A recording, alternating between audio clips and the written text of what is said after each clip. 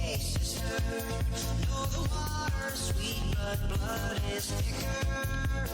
Oh, if the sky comes falling down for you, there's nothing in this world I wouldn't do. Brother, do you still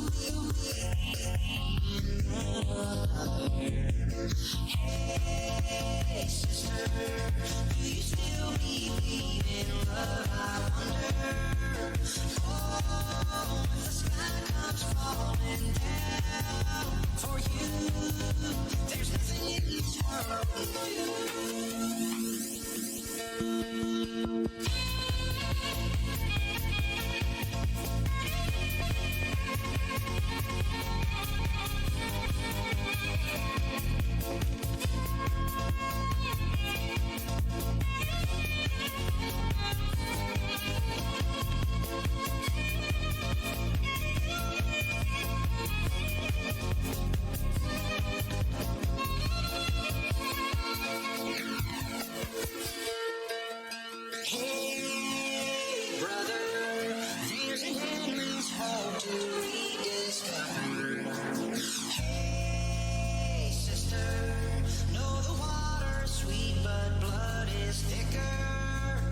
Oh, if the sky comes falling down for you, there's nothing in this world I wouldn't do.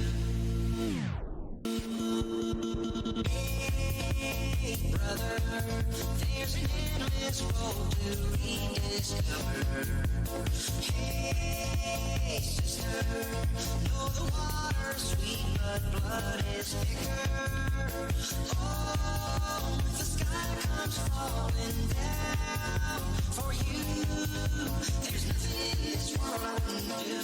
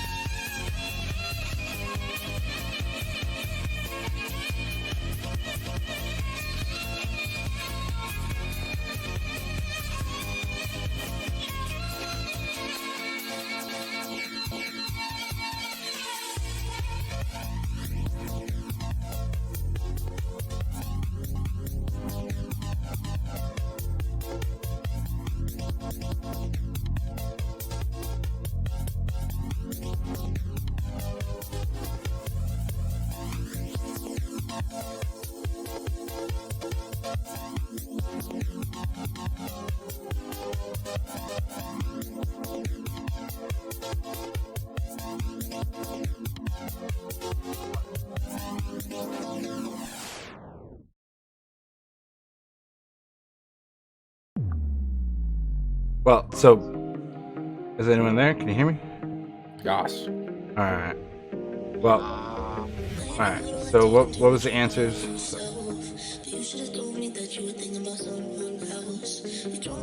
What did people want to do? Did you want to come in one at a time, or was anyone there before the bar opens?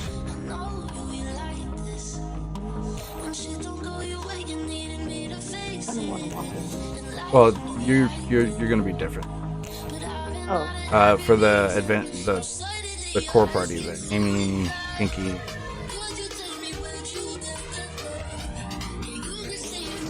You guys just want to come in as... Oh, good. That's fine. I mean, we all come in at different times. All right. That sounds good. All right. We are live. Everybody from chat say hi.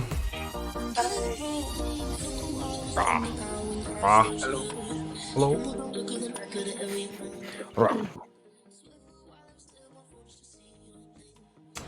D&D, boom. This is what we're gonna look like for right now. So come up with some sort of interesting layout or something. But we have this way.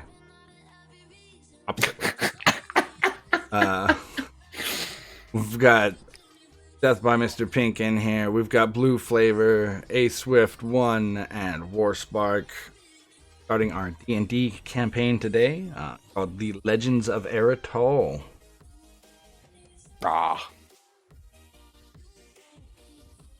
Today's episode's mainly going to be meeting the party, forming the party, and maybe some perilous, and maybe not so perilous now that I realize how much HP.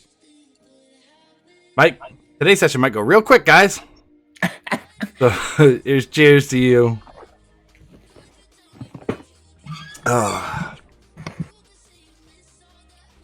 Is Amy here? Yeah, you should be. I haven't heard her yet. Nervous. I'm here. Haha. All right. Was work all right? Good? Yeah. Yeah. All right. Well, shall we just jump right in and smash the nerves head on? Let's go. Because I got a little bit of nerves. I don't know about all of you. I've run I definitely do. hundreds of campaigns, and every time I start one, I get this welling of nerves. Especially this is gonna be the first one I've ever tried streaming. You should try. Isn't there a D&D thing you could stream on? Because you still says Elden Rings on your stream. Oh shoot! Yeah. I thank you for reminding me, Pink. Great having other people in here. Dungeons and Dragons. Oop, there we go. Alright, you don't want to stream it. We are doing tabletop. We're going to be diving into the world of my mind called Aratol. It's going to be fun. Narun, if you ever want to do a guest spot, you know you're more than welcome. As another one of my nerd friends throughout the life. Great role player. It would be, I think it'd be great to have him at some point. But I'm now in D&D, right? Yes. Perfect. Yes. It's gonna be the first time I get to use my D&D DM screen. Sorry. I'm excited. There's lots of little neat tidbits.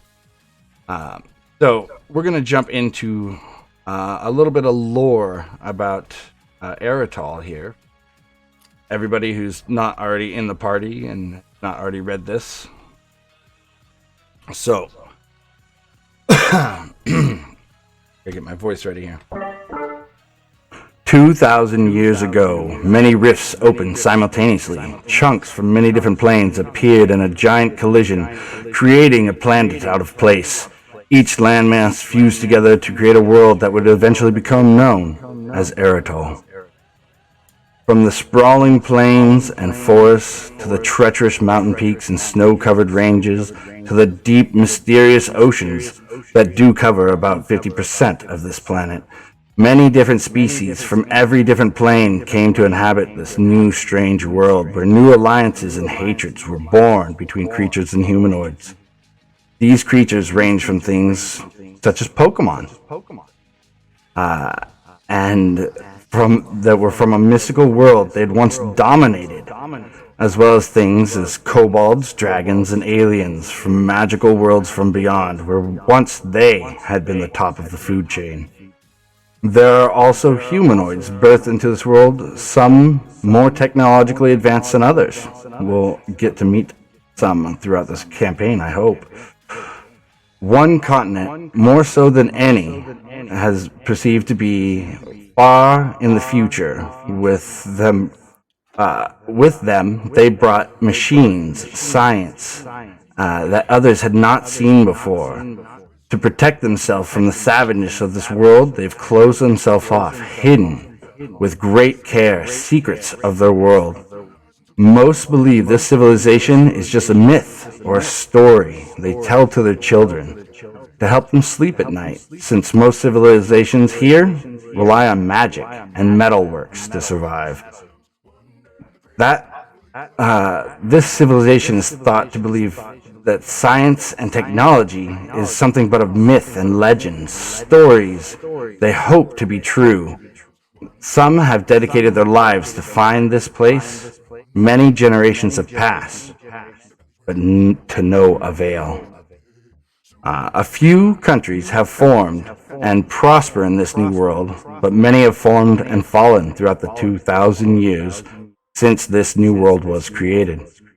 The four main powers recognized as true kingdoms or ruling parties, as it were, are the first being the Marigold Empire. This empire was formed very early, touting itself as one of the oldest and most advanced of the actual world beyond the myths of some of these technological paradises. Many of the myths and rumors of Hidden Continent come from the elders from this empire. The most populous it is the most populous and varied, but ruled by a council of elves, humans, gnomes, and dwarves. In early years, there was much infighting and fights between the different houses on who should rule. But in the past 100 years, there's been a tenuous peace, which has allowed for them to combine their efforts and create a sort of steampunkish sort of technology that has been headed by the gnomes and their tinkering, but is being taught to every different race out there. There's a pat rat in chat. Sorry. The next is the Gorthak Horde. This is a roaming band of orcs, goblins, and other chaotic creatures. They seek to move their caravan all over this new world, conquering everything in their path, looting, pillaging, but not all orcs are from this horde. A very tribalistic group led by a war chief and his 15 generals. The current war chief is a powerful orc who goes by the name Aratol, who has united the many tribes and has become one formidable horde trying to conquer this world. You also have the Eritol Republic. This is a group that has been created in the early moments of the world. Everybody that is from the Eritol Republic usually tries to live in harmony, away from the chaos of their own home. Kind of planted in here is every single race and Cree are welcome. As long as you don't cause trouble and abide by their rules, they are fine to accept everyone. They're led by a high council of 5. It's always elected by the entire populace as a whole. These folks have come to learn to live off the land and become friends with these creatures known as Pokemon. A lot of them hire Pokemon or employ Pokemon to do a lot of their daily tasks and to help them with things that they can no longer do. They tend to live in harmony and with peace with everything in their surrounding. Then you have the last here, the Theratos Trading Company. This band of seafaring folk usually have no qualm with any race or any of the other main powers to be. They have ports and trade agreements with all the major powers, the other 3 that I mentioned before, and will trade with anyone that's got the money.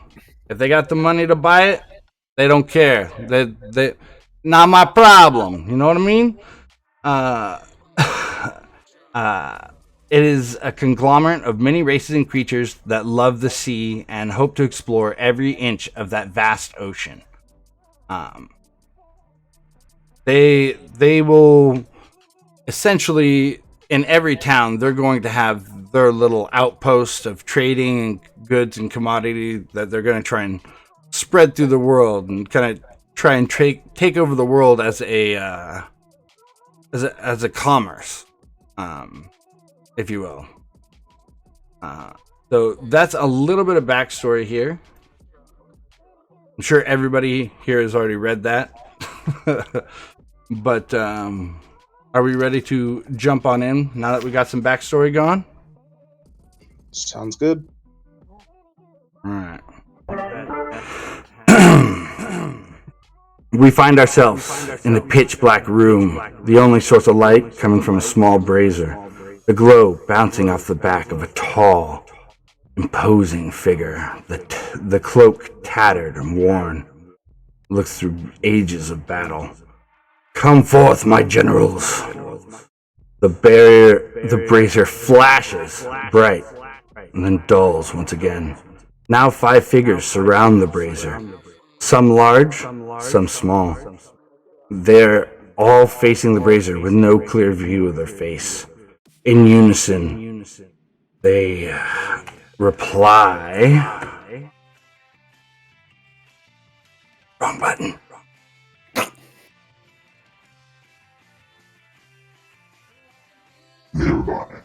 We are here to serve.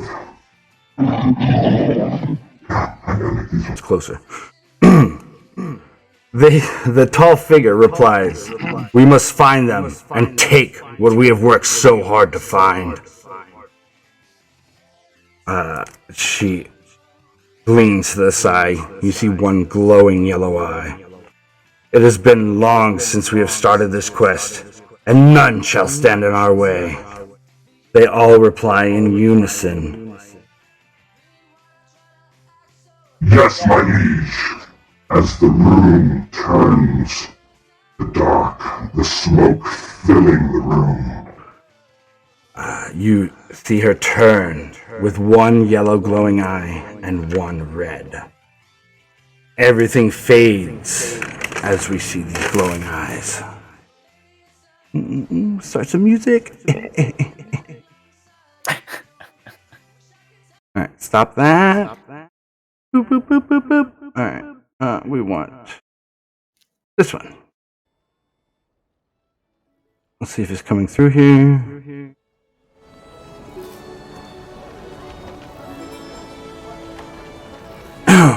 Everybody hear the music? We good?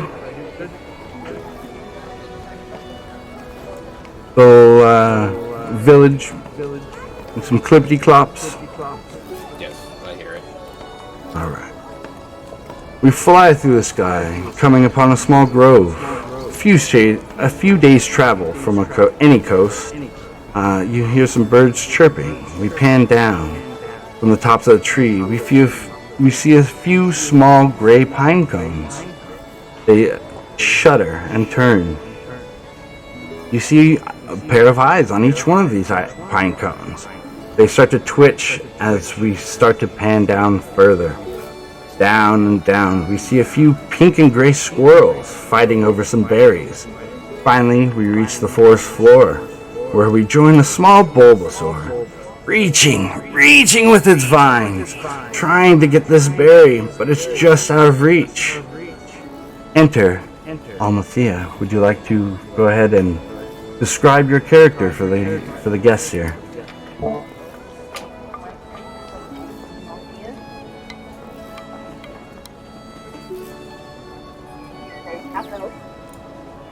Oh, are you still muted?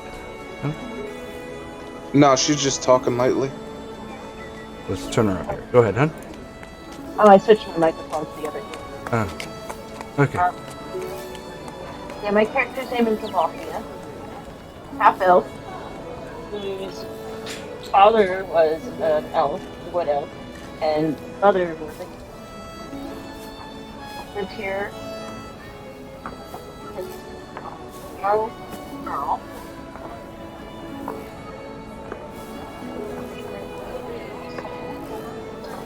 Yeah.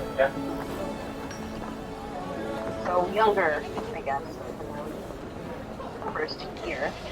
Mother and father live amongst the nature in the forest, and after their passing, I ended up getting to know a pack of Ivysaur, Bulbasaur, Venusaur group, and we kind of ended up being said group around Bulbasaur. And I have a Bulbasaur named Nugs, who is actually more like a protective Bulbasaur. Would you describe your character? How would you describe her?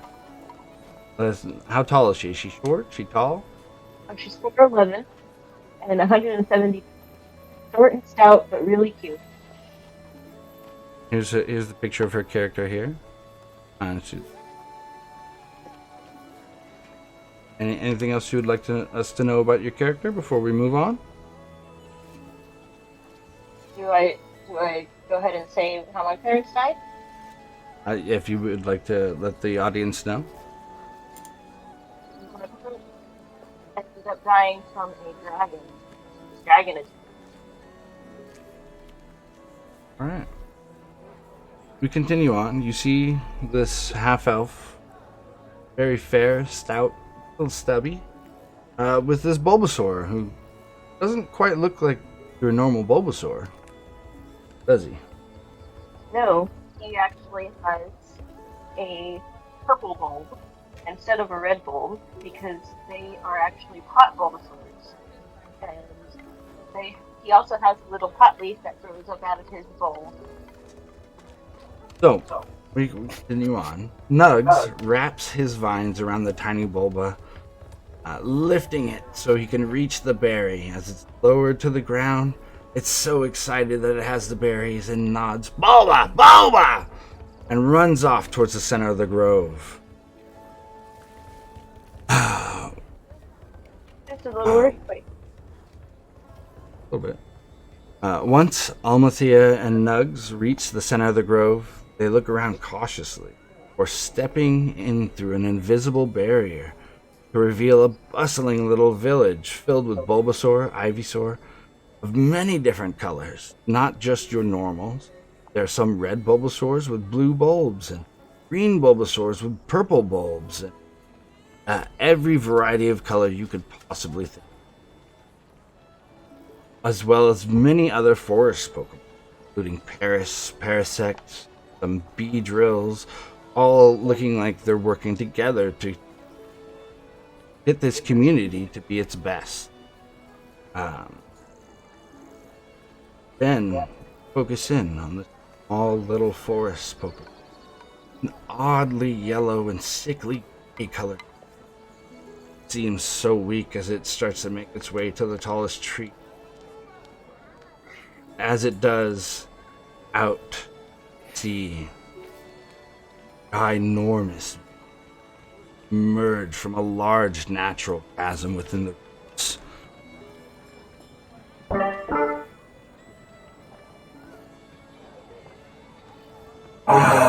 Another sick one. Please, come in. We'll tend to you. She turns over to look to see Almathea and Nugs standing there, just coming back with a fresh basket of nugs and berries. Almathea. We've got another sick one. I don't know what we're going to do. That's you.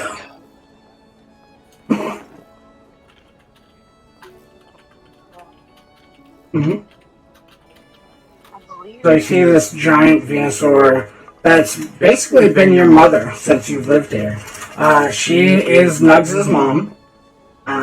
She's got about 4 or 5 different colored strains of weed growing from her center stalk, instead of that large bulbous red flower that you normally see. And recently, what?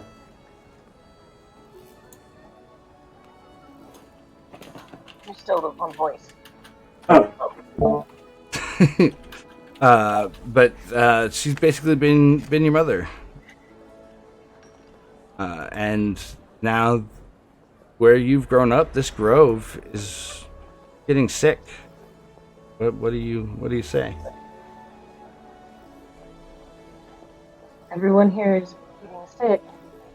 It looks like there's not very much that we can do with what we have here in our little village. It seems like the only person capable of going out and getting any sort of answers is going to be myself. Possibly Nugs. We have to get to the bottom of this. We can't lose Mama Soul.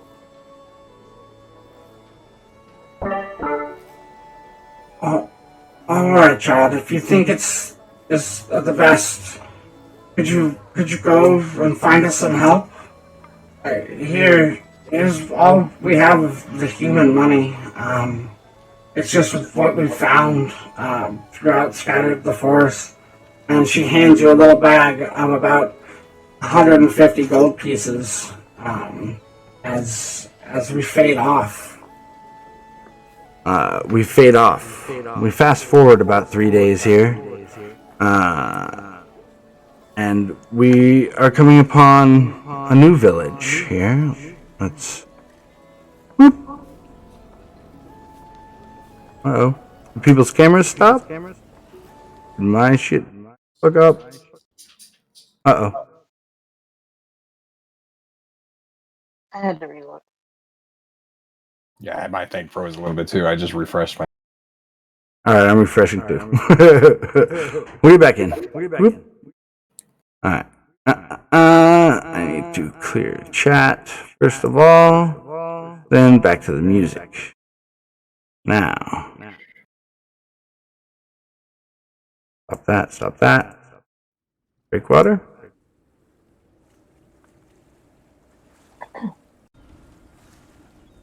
Alright. I hear it. Here we go. We fast forward 3 days. The sun barely cresting over the ocean. Mind you, this is on the west side.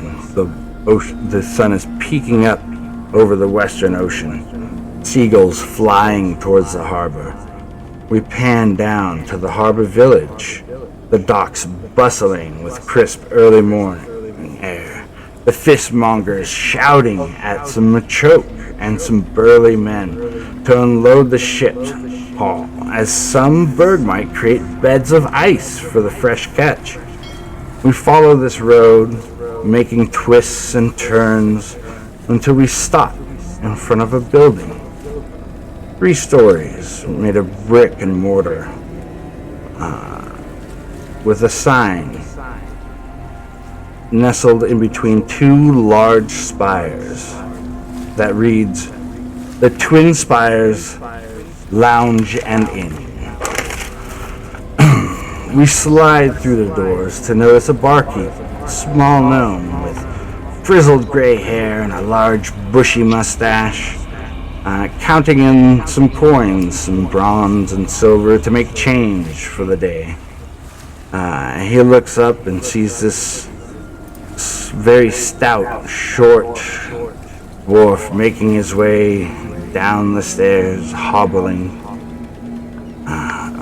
We pan up to see one leg missing from the knee down, with a gnarled wooden stump, a bronze staff helping support the hobbling as he clambers down. We pan up to see that he's an old dwarf, scarred and gnarled. You can tell from his hair and beard that there used to be a fierce bronze, but is slowly starting to fade into this brilliant silver with tinges of gray pouring down. And here is where our group is meant to be. Walk over to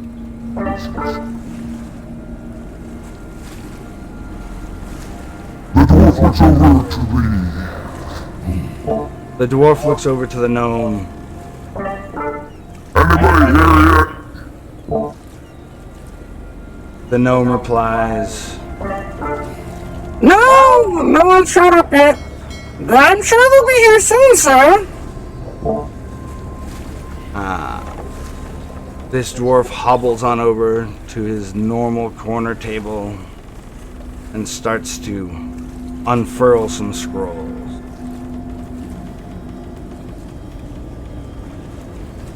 Who would like to be the first to come into your place of work?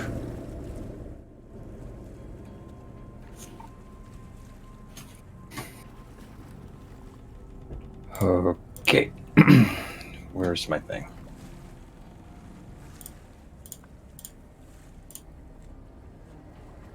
Nightlock. I'll go first. All right. So my character's name is Nightlock. I am a gunslinger wood elf. My background is a quartermaster. I used to be a soldier. I fought in the... I was born in the northern woods and grew up with his mother, and his father passed away from the Great War of the North. When he turned 200 years of age, he joined the army and became one of the best sharpshooters the Northern War has ever seen. However, after being on top for so long in the Quartermaster Corps, he made a mistake that cost the army many men. A choice he did not want to make, but cost a part of himself at the end of the war itself. As time passed, he was forced out of the army, and there was a price that was put on his head due to his losing many lives during the North. The army's putting out ransoms for his head on a silver platter. Having no choice, he left everything and worked hard. He worked hard became a gun for hire bounty hunter. Deep down, all he wants is peace with himself and life, and rest easy with no regrets. All right, so describe Nightlock as you come in here. Nightlock is a 6'1" male, wearing an all-black jacket and a black hat, carrying a long rifle. He's got a long rifle slipped over his back. As Nightlock enters the bar, he looks over and sees his old war buddy, Schmitty Bronzebeard, sitting there, unfurling scrolls. Schmitty looks up. Ah, Nightlock, you're here. We've got some more quests. Quite a few today. Have you seen the others?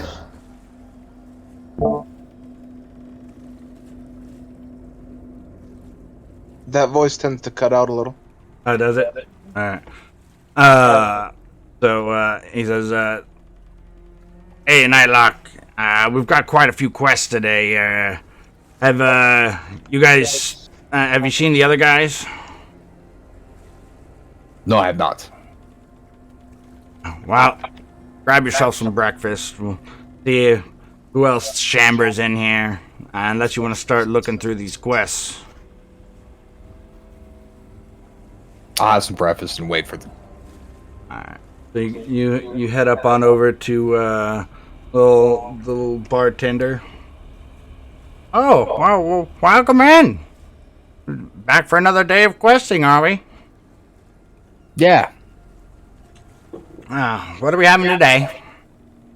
We'll do some bacon and eggs. Bacon and eggs? Alright. So he calls on back. Hey, honey, you want some bacon and eggs? And you see this large orc peek out from behind the curtain. Ah, Nightlock, it's you again. Back in here for some eggs, eh? You like them, huh? Just give me my eggs. She peers back through, and as she does, the next character walks on in. Who do we got next? I guess I'll go in. All right. Where's the thing? Oh, no, stop zooming. Alright, mine is pretty short. Okay, my push to talk is the same button as zoom.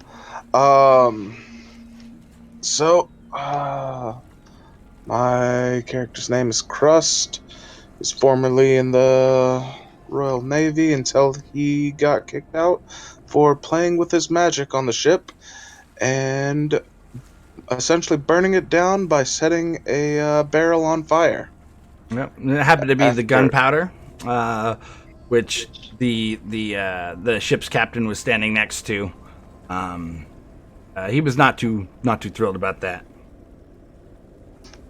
After leaving the Navy, he's been working as a bounty hunter to make ends meet. And he's a sorcerer, as per the magic thing. About 6 feet, human, in his 30s. Yeah. All right. So Crust walks through the door. Bronzebeard looks over. Ah, you're here. All right. Perfect. Have you seen Bobby? Where's Bobby? I haven't seen anybody. Give me All a right. drink. Well, head on over to the bar. You know, we got the tab here. It's our bar, so whatever you want. As he Crust walks on up to that bar, Nightlock's sitting there waiting for his breakfast. Anything happen before Bobby D bursts in? Nope. Nope. Quietly sit, nod at each other. Oh, yeah, we see each other. Yeah, just nod. I look at him, Well, then I look at my drink. agree. Take a look. Alright. Next. You guys, he bursts the door open. Elf in a cloak. Her ears poking out slightly. Bobby, would you like to describe your character as she comes in? Bobby D is a lady. She would not burst in like that. Oh, alright, well. Tell me how Bobby D enters. How does Bobby D enter? Actually, a ninja, of course. Oh, Pure stealth. pure stealth. Oh, did she come in the back door? She came in, clipped Nightlock around the ear because, like, he was really rude to the bartender when he came in just now, and they only asked him how he wanted his eggs. So, like, come on. Oh, So alright. he's going to get a little clip around the ear for that. Alright. How? You deserved it. But I laugh. I like. Like, ah! So, I'm Bobby D. Wooded Elf. That's it. That's it? Alright. That's all you get. You want to find out any more? No, No hype. No height? I'm a mystery. No facial features? Elf No. of wood. Elf of Wood. Alright. There's Bobby right there. For your mental picture. Schmitty Bronzebeard looks up. Ah, good. You're all here. So we've got a few quests today. Some farmers' sheep have been going missing at the edge of town. And then Sully's been having another fight with Oscar down at the harbor. So like we gotta break that up. If someone wants to go break that up, you guys can. Otherwise I can give it to somebody else.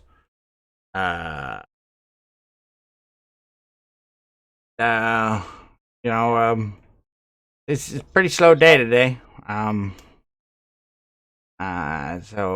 that's all I got, guys. He sets down the 2 scrolls. I look to see which one pays more. So the farmer's willing to pay 10 gold to figure out what happened to his sheep, and it looks like the Oscar Sully thing is kind of just to wipe your tab clean. Probably about like 3 gold at this point. Has been here for a couple months, just milling about, picking up quests here and there, drinking and for free. I mean, food and drinks like a silver a day or so. So, it's, All right. your tab's built up a little bit, but if you just handle this thing, it's kind of like the guild here is kind of like the sheriffs of the town because it's such a small port. By the way, this port's name is Tiffel's Port. By the way, Tiffel's Port. It's one of the smaller ports on the southwest side of the continent. You guys have been here just a couple of months, picking up quests here and there. Nothing too exciting. Someone's cat went up a tree. Sully and Oscar always fighting over the best catch from the boat on who's going to sell it. Sometimes breaks out into a fist fight. A couple minor bar brawls. Thing like Okie Neck Woods, but on the coast. I think he's holding out. Is basically where you guys have ended up here. Alright, after looking at the sheet, Crest says, I guess I'm looking for sheep today. I'd second that motion unless this guy's holding out. Ah, no. You can roll an insight check, but he never usually holds out on quests. Nothing too exciting's come in as of late. One time you guys killed a group of goblins that was harassing townsfolk. Other than that, he's pretty upfront with you guys. I vote for sheep. Sheep? I'll take the sheep. Right, you guys are gonna head on out to the farmer's house. This guy's the local sheep farmer. Name's Fred. Fred the farmer. Real down to earth guy. He sells sheep's milk, and wool. Sometimes the occasional lamb to the inn when you guys have a nice little feast after some sort of big quest you guys have done. Which big around here is not super big, but last night you guys felt something big's coming. Something real big. You guys make it to the outskirts of town where Fred is standing out there counting his sheep.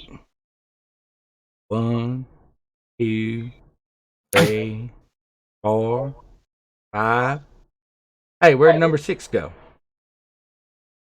Oh, 6. There's 6. 7. 8. You guys walk up on him as he's counting sheep.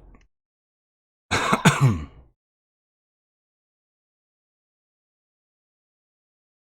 hi. Hi to Fred. Fred gotta say hi. Hey, Fred, I hear you're missing some sheep. Yeah. 7, 8. So I think I had 27 last night, but I don't think Are you sure you don't miscount? Shoot, where was I? Back to 1. 1, 2. Yeah. So, anyways, I'll count them again later, unless you want to count them. But I had 27 last night. But I told Schmitty I think I only had 20 today. I think I'm missing 7 sheep. But I don't know where they went. There's some tracks. There's some tracks up there to the north. So you need 20 sheep in total, and you have a count of 20. Yeah, sure? I had 27, but there's only Can I get an intelligent roll for Fred? Yeah, you can get an intelligent roll. Fred counted 20. He swears there's only 20 here, and he had 27 last night when he went to bed. So there's 7 missing sheep. And he says there's some tracks. If anyone wants to do like an insight or a tracking sort of check to see if they can ascertain where these sheep went off to. I'll have a tracking one. Survival. Perception? Perception. Nature. We got Crust with a 14. Anyone else want to roll? I'll insight and perception. Insight 11. All right. Baba D. I have Can I do investigation? Yeah, you can do an investigation check. Got a 10. 10. So with all those checks and investigation, the 10 being the lowest here, you notice that there's probably some sort of struggle at the barn last night, and they kind of sort of meander off towards the north. With the 11 insight, Fred didn't have 27 sheep. He had 26 sheep last. You know that for a fact because you were out here counting the sheep. But anyways, there are only 20 sheep here, and it does look like there was some sort of altercation. How 7 sheep went missing without him waking up in the middle of the night, you have no idea. Or 6 sheep, technically. Went missing in the middle of the night. And with the 14 perception, the tracks do lead off slightly to the northwest, more along the coast, towards where you know a cave happens to sort of be. Alright, before heading out, I bring up to Fred. Fred, looks Yep. like someone might have taken your sheep. You piss off anyone about northwest of here? No, I'm pretty sure I'm the most north farm there is. I don't think there's anyone north of here. I don't know who'd be out here in the boonies anyway. I usually stay here and count my sheep. I don't know who I piss off. Fair I enough. mean- Fix your fence and I'll go get him. All right. I'll start fixing the fence. And I start heading towards the tracks. They're heading towards the tracks. Everybody gonna follow off with Crust there. I'll follow behind him. We're gonna cut over to the night earlier. Almathea and Nugs, who are camping for the night. They're trying to make it towards this little port town of Tiflis Port they've heard of. They're trying to look for some help for their grove that's becoming sicker and sicker by the day. As she's sort of meditating and trancing for the night, go ahead and give me a perception.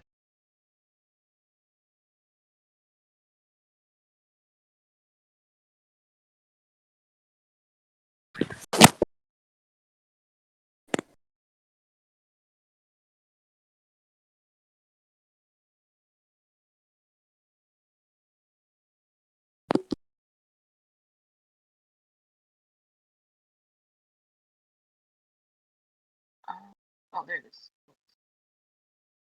6. Yeah, Almathea is fast asleep until the morning. When she wakes up, Nugs is gone. No! Bugs, where did you go? Yeah, you see where Nugs was laying next to you last night, but apparently you tranced or slept a lot harder than you thought. And Nugs is gone. No Nugs. Out Nugs, I don't know what. I have to look for him. I have to find him. Go ahead and give me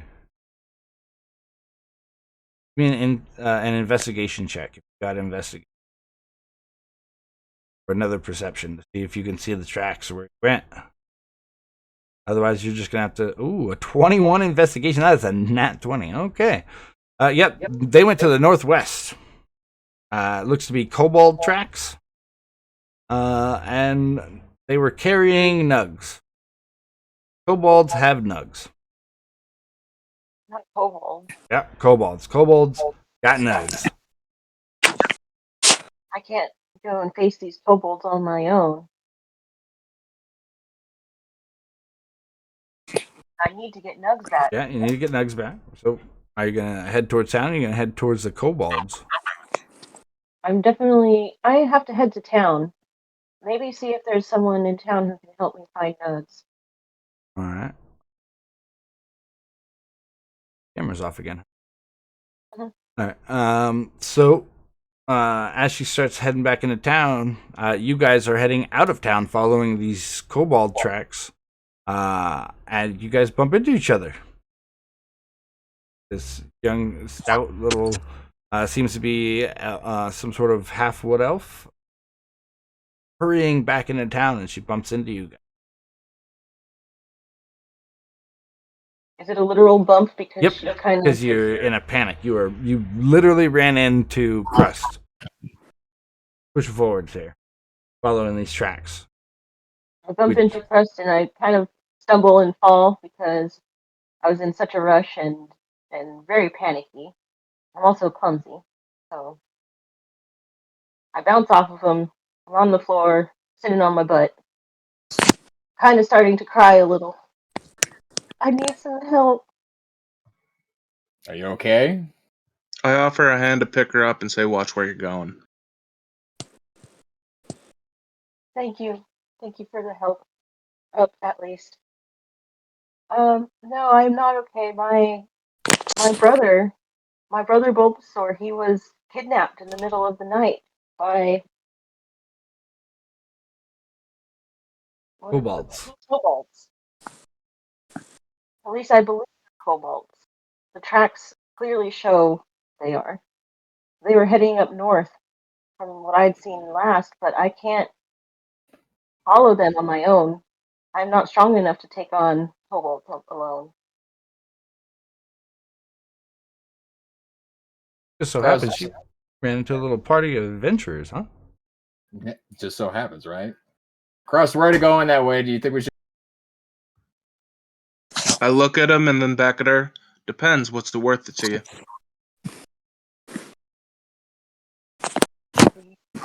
I have some gold. You guys, How much? someone give me an investigation check here or a perception. Yep, I'll roll it again. Wait, that's persuasion. Perception 6. Oh, goddamn, why was it persuasion? Anyone else want to perceive how much money she got? And Bobby did.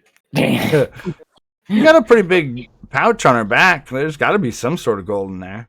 It can't just be an empty ass sack. I mean, I am persuading her to pay us.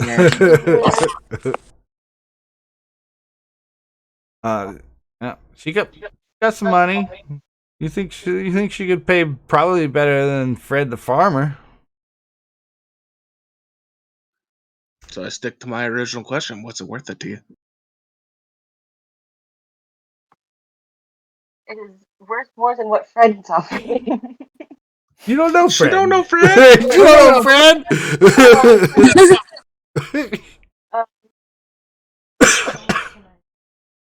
20 gold for the help. That's 4 times what you guys were offered to find these sheep. If you guys can find the sheep and the Bulbasaur, shit, that's 25 gold. Split 3 ways? That's a lot better than 5 gold split 3 ways. I look at him and say, it seems fair enough to me. What do you think? By look at them, I mean Bobby and Nightlock. I'll double down this. It's going on the way, right? Yeah. I can get in there. They didn't tell you where they were. You don't know they were already going to that Cobalt Cave. Didn't she already tell us that it was northwest? Yeah, she did. She did. Fred told you, or you surmised from Fred Farm that they were heading northwest, and she told you directly, yeah, they're heading northwest. They're in some sort of cave. We're heading northwest anyway. I start walking in that direction again and said, on it. Well, wait, has she paid us yet? That's a good question. Half now, and then later after we complete it? Yes, Sounds half now. And then once the quest is complete, we get the other 10. He hands over 10 gold. You guys? You guys trudge on off towards the northwest. But he has to be alive. Oh, now you sell us. Like, I oh, like that. hey, whoa, renegotiating contracts here. Whoa. All right. Bloop, bloop, bloop, bloop, bloop. Well, we already have 10 gold, so worst case, we give her a dead Bulbasaur. Has she told us it's a Bulbasaur? Yeah, she told you it was Okay. her Bulbasaur brother. Because I think that's All right. Anyway, interesting. we're heading but, in I that mean, direction. I mean, technically, Fred didn't say we had to bring the sheep back alive, so he just said find them.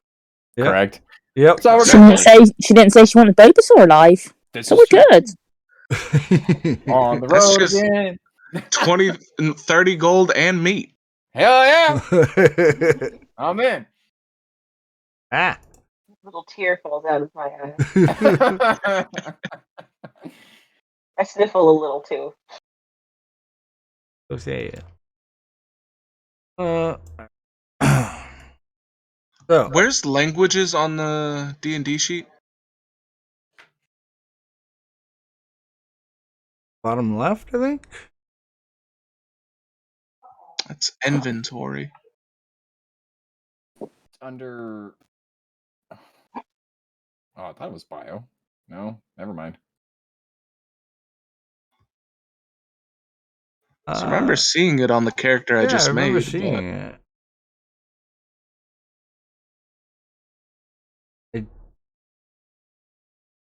Looking at the sheet. Oh, there it is. Okay. It is bottom left of core. Okay. Oh, other proficiencies in language. It just blends in. I thought it was going to be like a list, like the stuff to the right. And it also blends in with my weapon skills.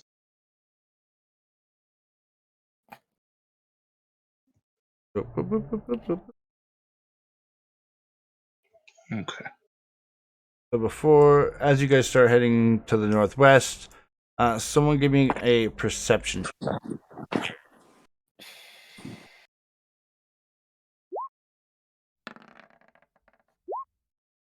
Oops, I hit the wrong one. Did you hit persuasion also? Yeah. We are rolling low tonight. Yeah. Low creates good. Get them out while it doesn't matter. Yeah. Already got the gold. I'm good. I'm Gucci.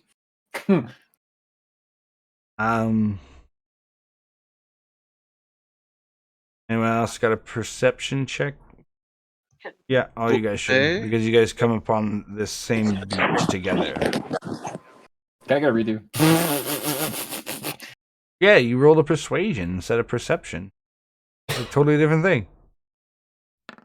I had to re-roll mine, otherwise I would have got a nat 20. Yeah, 14, 17, See 7. exactly how much gold she had.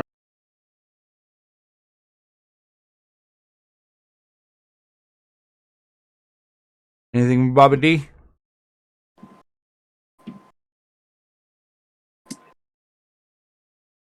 Bobby D crashed. She'll be right back. All right. You grab. I think you can press the button for her. If you I press her could. character sheet. Fun in that. She can roll her stats. Oh, let's turn on some adventuring music here. Out and about. Alright, so I got common and draconic.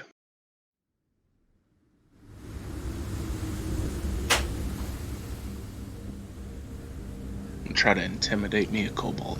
Thank you.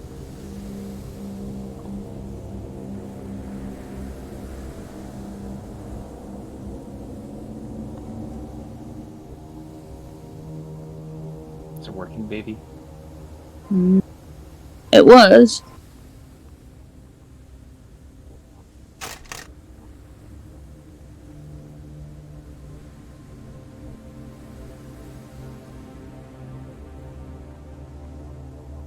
Cooking.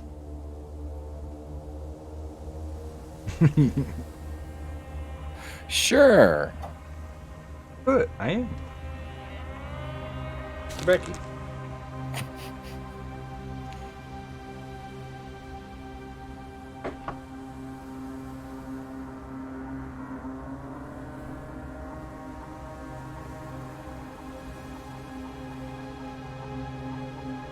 Difficulty check's gonna be a 20 to see the back entry.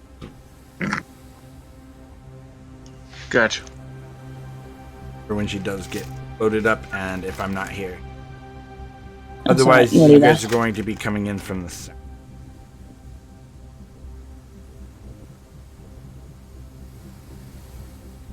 Moved you guys to this map, right? I don't see any characters. I just see 2 dots. Yeah, I don't see anything either.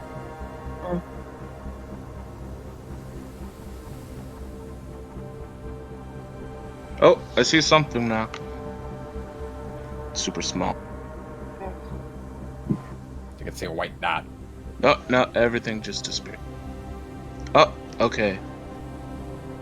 I think it's because I keep pressing my push to talk and it puts my screen down.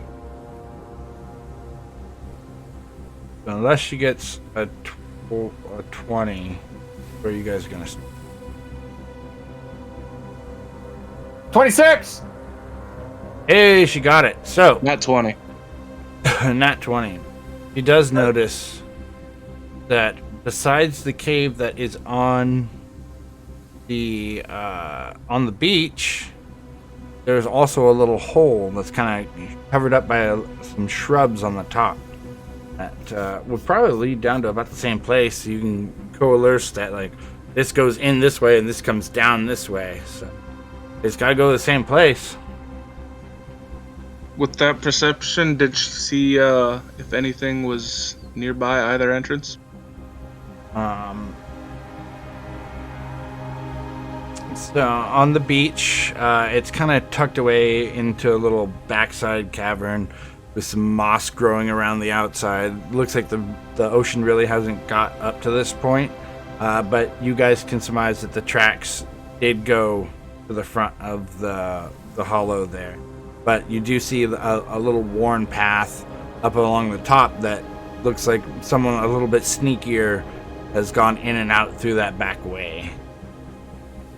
I'll leave it up to you guys to decide your plan of attack.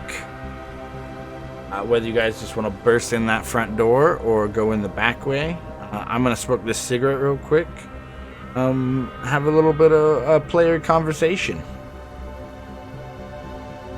I think we should split up, take teams of 2s. 2 people go down the shaft, the other 2 go the other way. That way I'm not there. Plan your attack.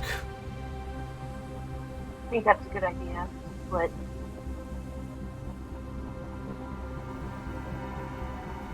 I think the ladies should probably go that way and get the jump on me, and Crust will hit the door.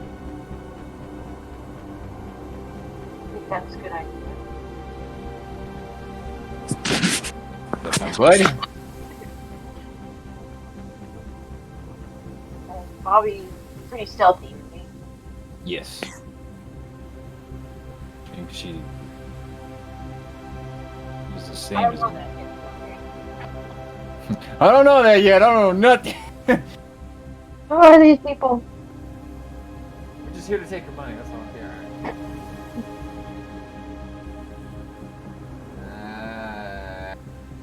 What's your move speed? Again, Crust, is it 30?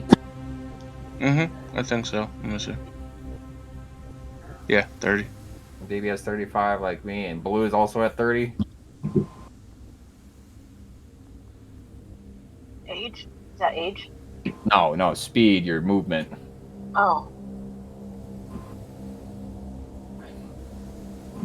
Speed.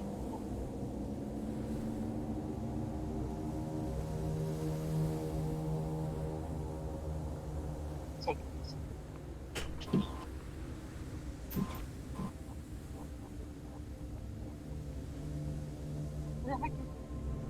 Oh, 30. Yeah, it's 30. So yeah, that's not a bad play. If I go in first, I have 35, and Bobby goes in first as well. I can get more view of the map, correct? That's how it works, right? Yes. Is that something on a game plan? So, what's the plan? You guys going in from front, back, splitting up?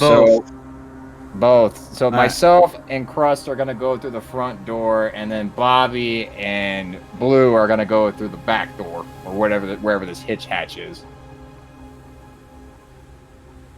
Just before we go in, I'll end up casting Detect Magic. Bobby will go in first, and then I'll go in. Well, I'm gonna go in first with the front door, and then Bobby. Does that matter for the roll order? Do we got to do it with the roll order? Well, not until you We guys aren't in run into combat some yet. fights. Yeah, you guys aren't in combat yet. And as I peer inside, is it dark? Oh, dark as shit. Okay. It's a cave. It's a cave. Hold on. Actually, what's in my inventory? It looks like this cave has been kind of carved out. Some natural from the ocean, some from some little claws and shovels. And as you look from the top, Bobby D, you notice that this one here is pretty much all kobold scrapes and shovel scrapes, kind of making a tunnel that carves downwards.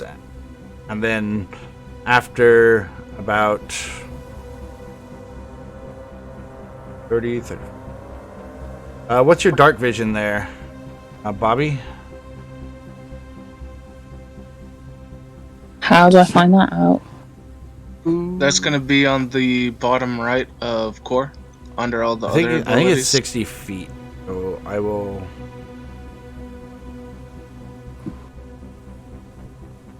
$60. It should be the same as me. So I will. Don't even know where to find it. So when you're looking at the sheet thing, babe, all the way to the right, it's closer to the bottom. It has all your your traits and stuff. It should say elf, elf, elf. And then it says dark vision.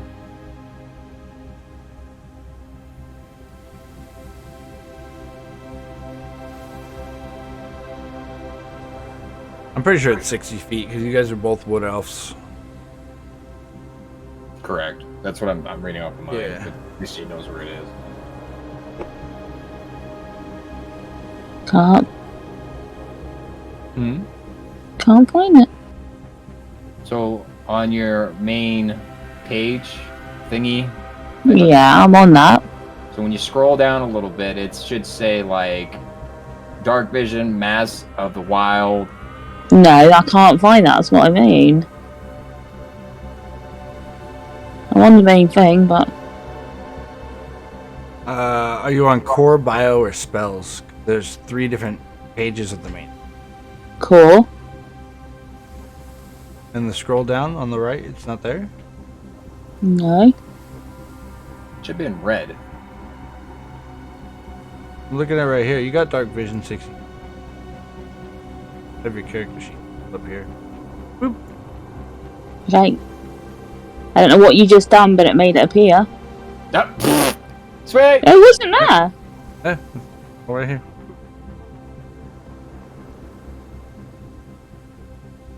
G, could you double check her stuff to make sure all of her stuff's unlocked real quick? No, it's because it's a drop down thing. I see now. Oh, okay. It should all be good to go.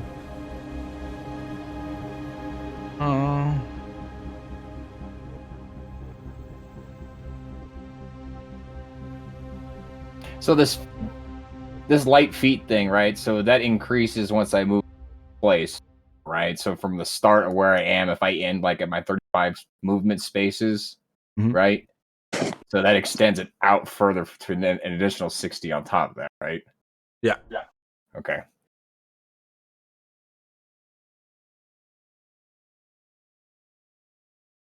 Boop. I have to bring it.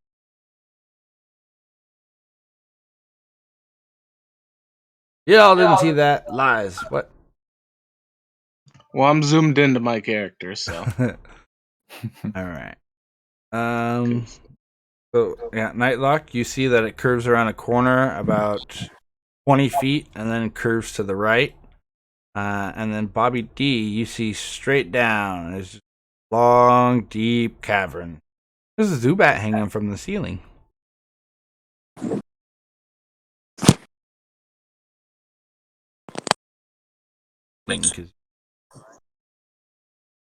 Overlay. Let's token level. Bloop.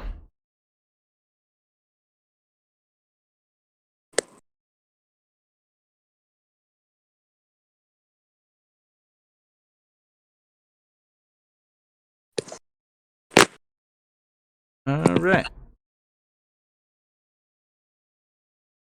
You can't see him yet, but I'm going to put him up to a token level because as soon as you come around that corner, there's a Zubat there too. All right. So as we walk in, before I do, I cast light on whatever shirt I'm wearing, All right. and I make it a red light to make it less noticeable, because that's part of the spell. And that's 30 foot. Let me see. Let me pull it up again. I think it might be 20. 20. Yeah. Ooh, there's a guy in chat.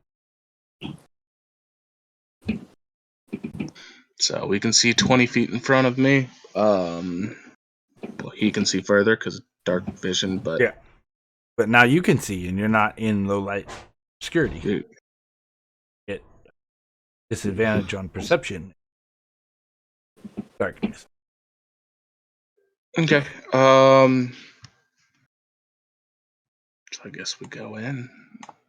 Yeah. So which side wants to make the first move? Because we're not. We can choose, right? Yeah. We can't really see each other at this point, Yeah. so. Are you guys gonna sneak in, or are you going? Yeah. No, I figured try to be stealthy with it. You guys want to roll me some stealth checks? All right. Let's see if we can switch this up.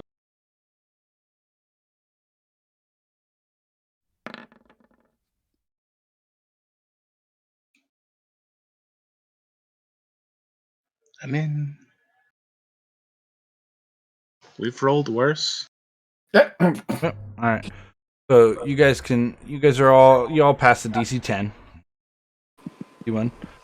So you guys can go ahead and move on in to the cave.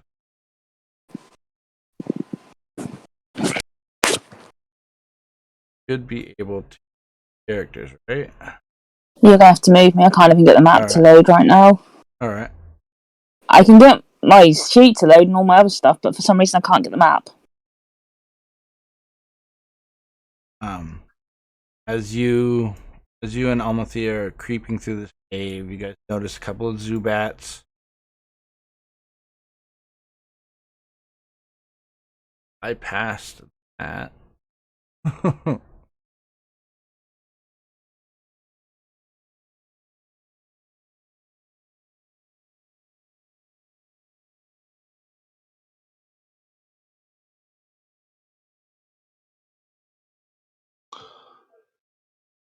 Once I reach this crossroad thing here, I'd like to make a perception check to see which way the tracks were most recently heading.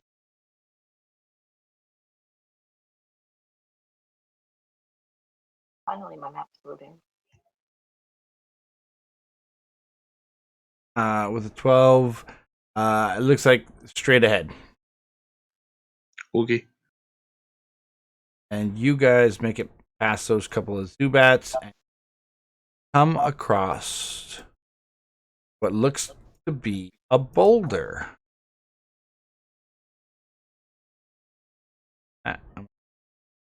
Looking. Is Bobby D in front of Almathea going in here, or is Almathea leading the way? Yeah. Bobby's in front? All right. Can I not use the Zubats to my advantage and send them to get me some intel? Got some animal handling going on. You want to try and make a Zubat your friend? Yes. All right. Back here. So Zubat's sleeping. Just the first Zubat or the second Zubat you guys come across? Trying. The second one. The first one seemed hostile. All right. You notice he's kind of sleeping right now. If you want to try and do an animal handling, pull out like a little berry and kind of persuade him there. 14. He doesn't look like he's hostile to you. Kind of sniffs the air around the berry and kind of chomps down on it, and kind of looks like he's a little tired and be agitated if he had to be woken up a bit, but seems like he's kind of friendly towards you.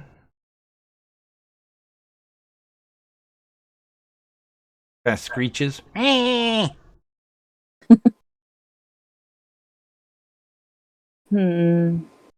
You're doing a good job. Can I persuade him to be calm? He's quite noisy. Yeah. You're just like, shh. Look at me.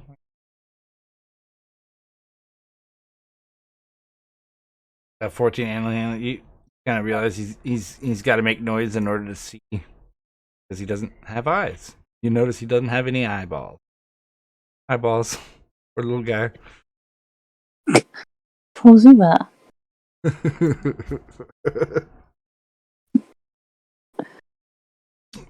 So you want to kind of pull him with you, or are you gonna try and persuade him to do something? I want to persuade him to go ahead and check for signs of life further him.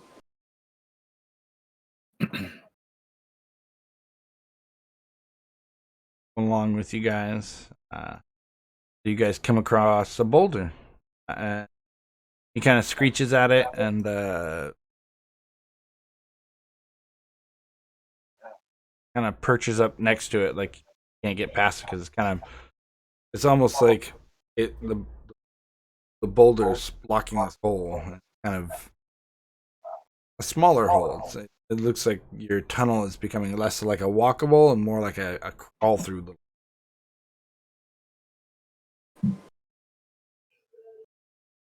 Swap back over to Crust, and you guys come up here, and you notice there's a door off your right there, and a tunnel that continues down the way you go. With your perception earlier, you notice that the tracks seem to lead more than off. The door seems to be locked. Hold on. Let me see what I got.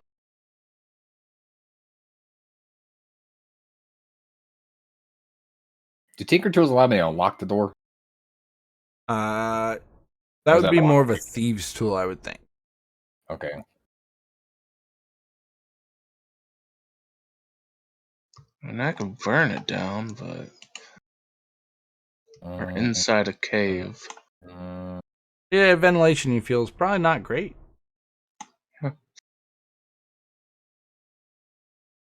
This door is locked, though. Correct. Yeah. But I mean, it doesn't look like it's any sort of significant lock. Maybe like a little 1x1 on the other side of the door, kind of holding it together. Actually, I do have a different cantrip I can use, though. That's gonna be... I can try to freeze the lock off with... go away. Ray of Frost? Hold on. Does this, like, do in a frigid beam? I'd say you guys freeze the door. Okay. So I try to freeze the lock, and then...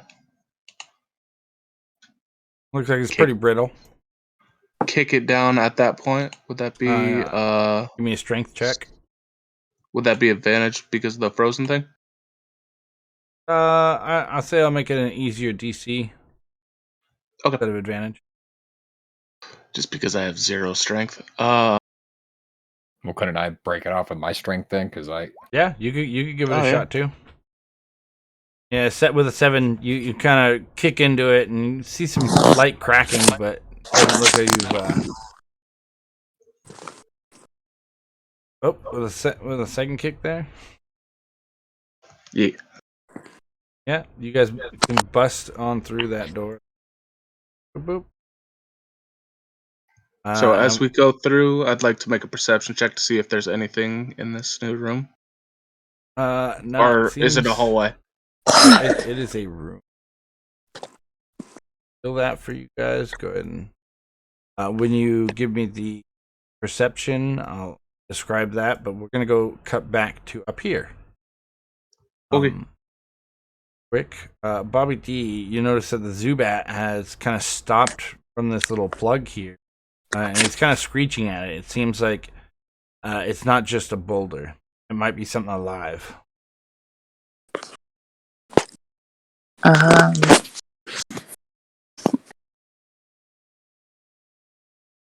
Can we get some insight into that? What it is? Your perception or an insight. or an investigation, or I'd say maybe even a nature check.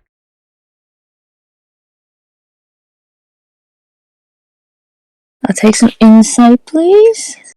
Are you gonna roll anything, or are you just gonna go off of Bobby D's 10? I'd like to investigate as well. Investigate or nature.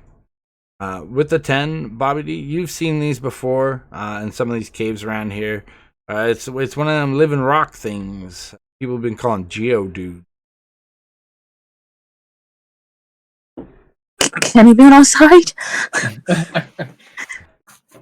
With a 17 nature, Almathea knows that this is in fact a Geodude. It's just a living boulder Pokemon. They're usually fairly aggressive if tampered with or moved from their spots.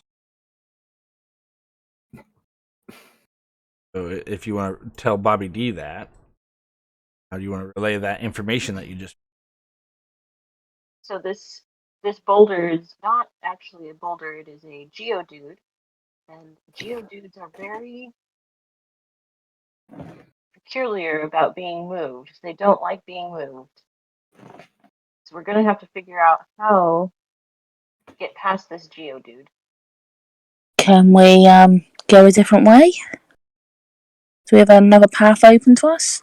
What you guys noticed so far, it's just been this one little path that is winded a couple of turns, but this seems to be where it should branch if it would have branched. Can we sneak past? No, he's kind of covering the hole because you guys are gonna have to start crawling into like a smaller space. Snorlax in it. Yeah, he's Snorlaxing it. Oh dear. I mean, you guys could wake him up, Can push we him out of blow the him way, up? or you could straight fight him if you want. No! He's made of rock, dude! It's made of Geodude. He's made of you. Wow. Wow. Did I get a perception check from anyone in that bottom room? I was waiting on that, so I can make one, but does my So while you guys up top figure out what you're gonna do, we'll get back to them. does my detect magic pick anything up? No, no magic. But yeah, I'd also like to make a perception check, and also specifically to track which way the tracks are going towards all these doors. I don't. Oh, tracks are everywhere. They're all over the place. They're and that all four doors in front of you. There's tracks all over those. There's tracks leading up to that door behind you. Yep, tracks everywhere, guys. All five doors. Plus the door you came in, there's tracks too. So that's 7 doors. All 7 doors got tracks. Can I do a nature check? Or no? Yeah, To you see can. what the tracks Go ahead. are? Go ahead. Roll a nature check.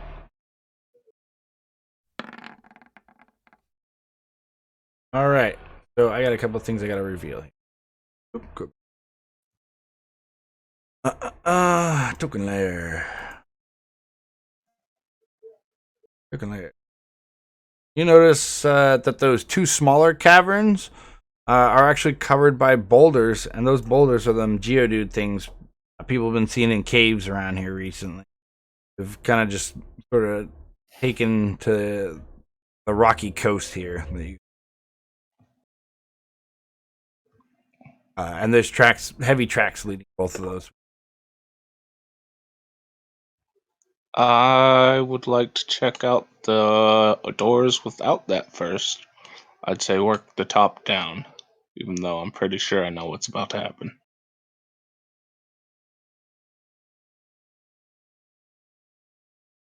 Doesn't it look like those doors go the... Mm-hmm.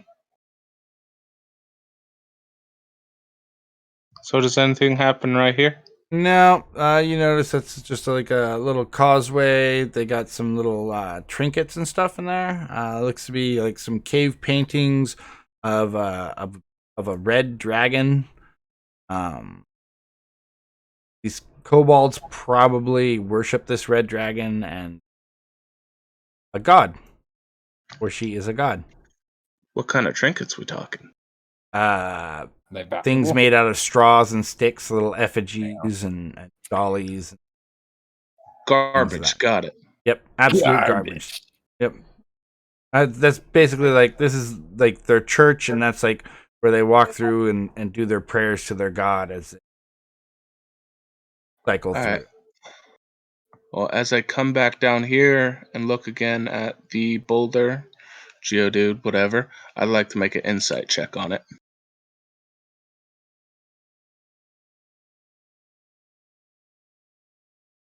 That thing's gonna be pretty pissed if you wake it up. Got After it. you give it the Sleeping. insight. Yep. And swap back over to Bobby, D, and Almathea up here. What do you guys do about your sleeping boulder? Points to I can deal with it. All right. Okay. Most things I'm downstairs getting a drink, but Yep. Yeah, that's fine. I think we should definitely try to make him. I want to kind of move him while he's asleep. Or is he just that heavy? You could try and roll a stealth check, and we'll see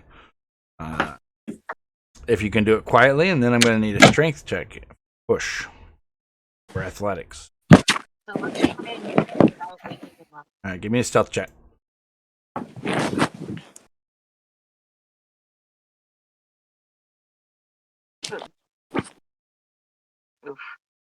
Oof. Gonna need some double stealth going on here.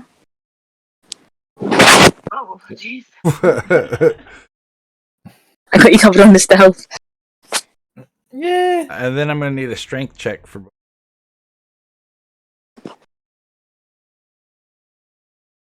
Well, Bobby D is going to do it real stealthily, but I'm going to tell you right here, Almathea about to poke it in the eye.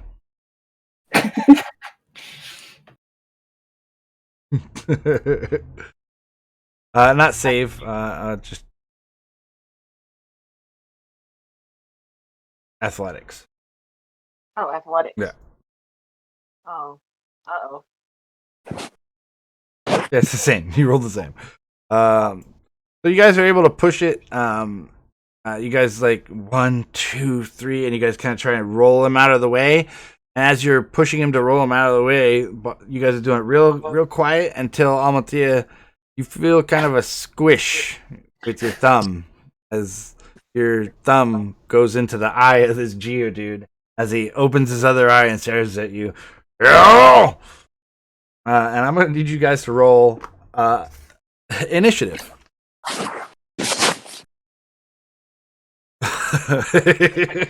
You guys almost got away with it. Almost. Big clumsy. While they roll their initiative. Let's scroll back down to you guys. You guys I are over here wave by these for, Geodudes. I wave for shit. I forgot your name already. Nighthawk, Nightlock. Bobby D and Almathea, give me an what's it called? The initiatives. Down. What initiative to? Anyway, I wait for him to come over here. I have a plan. And I start picking up all the straw and stick stuff. And I tell him I'm going to go ahead and try to distract both of them to clear the path while we hide over here. And hopefully when they get up angry, they'll get pissed at each other instead of us. And I'd like to move all that straw and wood stuff over here. Anything? Do I need to make a stealth check for that? Or they're just sleeping, so I should be they're fine. sleeping pretty hard. They don't have Okay. they don't have a very high passive percent. I'm not even gonna. Okay. Oh, their initiative's so bad. You guys. Oh yeah. All right, so I just wait for him to come behind this so they don't see us, and then I assume you're going to start that before I set all that on fire in front of him.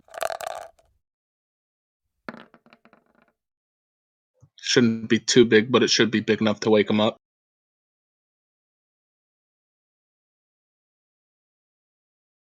Almathea, oh jeez. So the Geodude will actually get to move.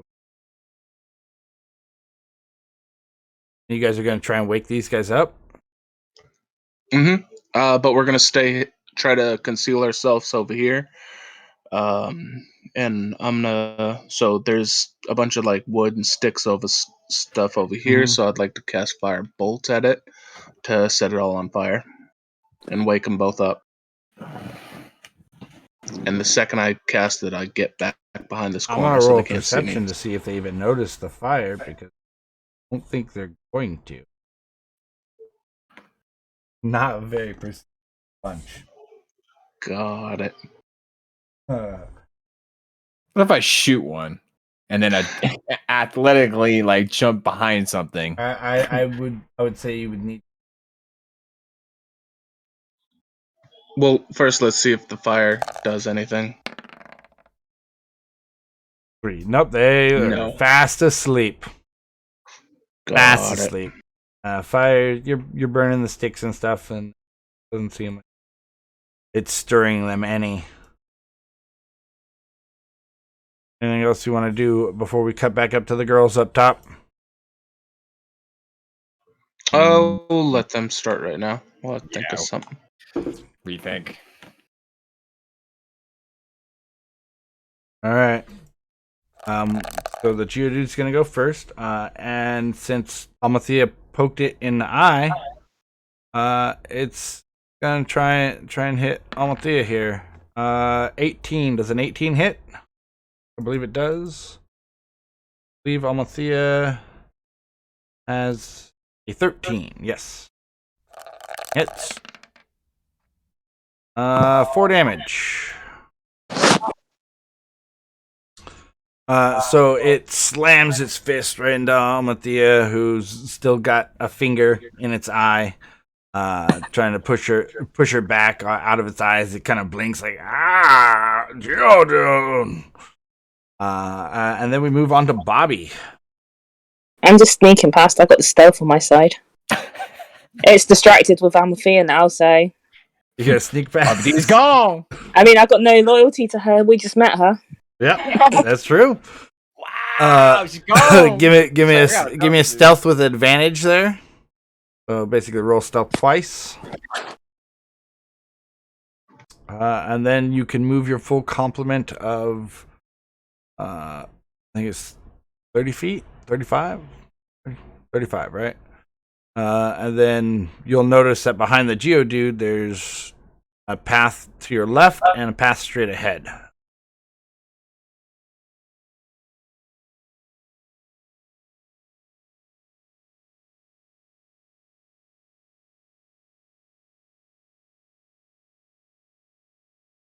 Oh, I accidentally rode 3 times. Oh, we're gonna go with that first. As you Can't we ignore the first one instead? as you're trying to sneak past it, you are trying to crawl into the hole that it was just in, and it realizes that you're right there, so you're not gonna be able to sneak past him. Kind of sees you. Can I be athletic then and dive into the hole? You're gonna do a dive past, so he's gonna get an attack of opportunity on you if you would like to dive past him. You're gonna be moving Well, I've just through done the an sentence. acrobatics. I'm 24, so I think I've got this.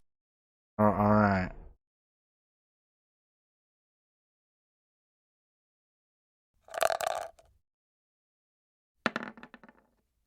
Yep. You dive right past him. He miss. Perfect. Do you want to go down the left tube or the right tube? Well, the tube straight ahead or tube to the right? I'll go to the right.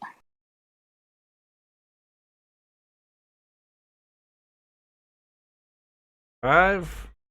You make it around this corner, and you notice that the corridor keeps going and makes it a twist to the right. And then Almathea, it is your turn here. You've been left alone. The person you just... I'm sorry! Dove past the Geodude. The Zubat's kind of just flying there. Just... I'm just little bit in awe about what I just had seen.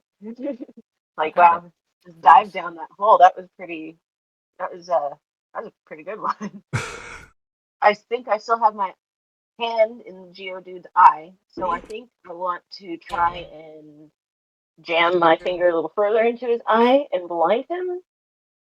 You gonna just make a base attack roll, or are you gonna hit with your sickle, or are you trying to cast something? I think I might try to cast something into his eye. All right, go ahead. That Thorn Whip, because I know that's what you're gonna do. Thorn Whip right into his eyeball. So I click the Thorn Whip. 16, that hits. Roll damage. You'll click on the Thorn Whip in the chat. Oh, yes. 6. As her hand is in the eye of the Geodude, she goes to cast her Thorn Whip and pushes him back 10 feet as a hemp vine grows from her hand and pushes into his eye, pushing him back 10 feet. Boom. And then it's Zubat's turn. See if Zubat attacks her. He's just going to run away. We're going to Zubat, attack! do a wisdom roll here.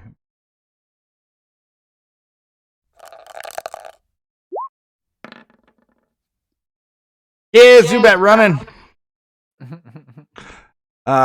He knows that he can get hit with rocks, and he not having that. He's moving 20 feet this way. He's running away. Coward. Yep. Your friend.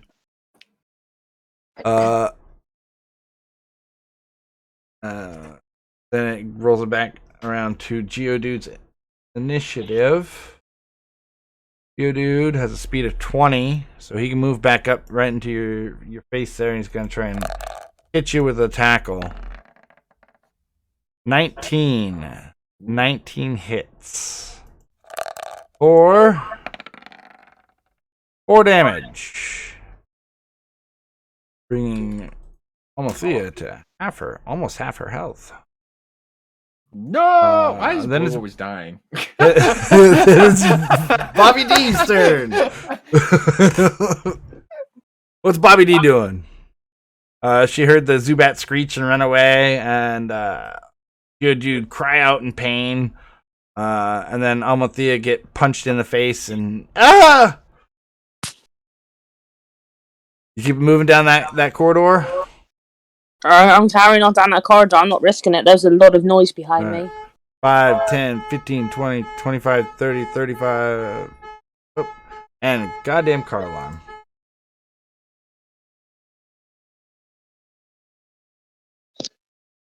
Really?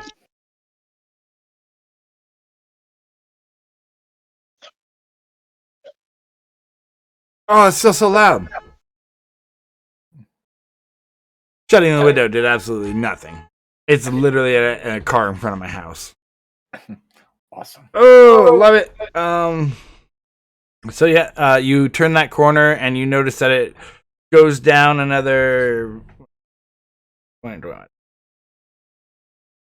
60 feet, and then it curves off to the right. You can't make anything off past that.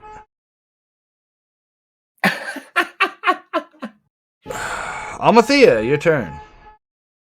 Actually, before let's do your turn, and Zubat's gonna run away. So let's do your turn, and then we'll cut back over to the guy. Coward's running away. Yep. I think I need to heal. Yep. Your healing spell. You have 3 spell slots. Really? Fucking car alarm. Constant. Kidding me. Let me shut this other window. See if that.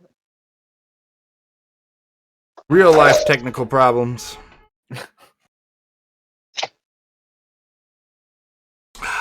Who's trying to steal the car? I don't know. Jason. Jason. It's made into a little hobo in front of the house. It turned off for 3 seconds and then went right back to it. Are you kidding me? Almost here. Yes, so I'm going to heal some wounds. All right. Did you roll your heal? You can click on your spell and heal. That is cure wounds, right? You have a couple of different ones. Healing word, and I have cure wounds. I think that's the one I'm going. All right.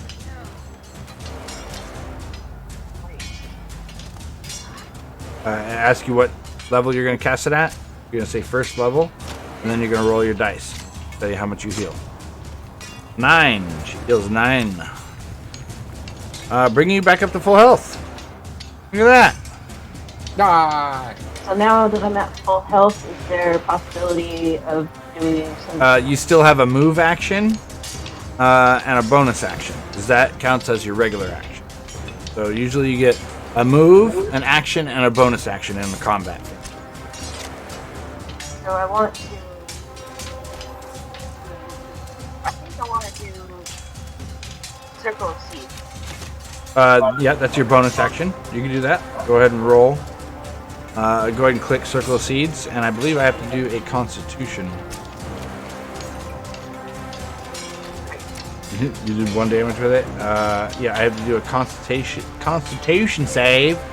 Constitution save. Go over to the Geodude here. I'm gonna roll a he is proficient in Constitution save. He didn't make it, so he takes an extra point of damage. He's down to 10. Alright. So you go ahead and describe your circle of spores, which we have reflavored to Circle of Seeds. He has seeds that are always floating about her head. Just describe the halo spore. You got a bunch of seeds in it. He spits seeds at him. Yeah. Yeah. Sunflower seeds. They're hemp seeds. Hemp seeds. He's spitting hemp seeds at Geodude. Fucking Ash Ketchum over here. Yep. God damn. Alright, guys. Back over to you guys. You guys got the 2 Geodudes that are still asleep. A small fire in between them, which we will go ahead and do a little on the map and background. Draw a shape. This square is on fire here. So I look to him and say, I have 2 ideas. Either I can close these doors, cast Chill Hand on it, because I don't need to see what I'm casting on it. It just needs to be within range, and I already know it's there because I've seen it. Or we can try to have you make a bank shot, and possibly just the noise will wake him up. Or if you hit it, it'll definitely wake up. It'll definitely wake up if I hit it. Alright, so I don't know if this is legal play or not, but I'm just going to move myself here just for example. If I move myself here, right, and since I don't know how this action works, the daze shot, the dizzy shot or whatever, if I hit him, could I agilely move back into the same spot without him seeing me? Yes. I would ask you to make a stealth check on that, but you could ostensibly do that. Because if I hit him with a daze shot, he wakes up dazed out of his mind, see the fire, right, and lose his mind, and probably be distracted by that. Yeah. I What do you would think say about so. that idea? I'm down with it. Okay, so what do I roll first? You would go ahead and roll your rifle shot with the daze. So you'll click your dazing shot, which will tell chat what it does. I've read it here. When you hit a creature with a firearm, you can expend 1 grit point to attempt to dizzy your. So then you would go ahead and roll your rifle shot. Then he will roll the. Pretty sure that doesn't hit.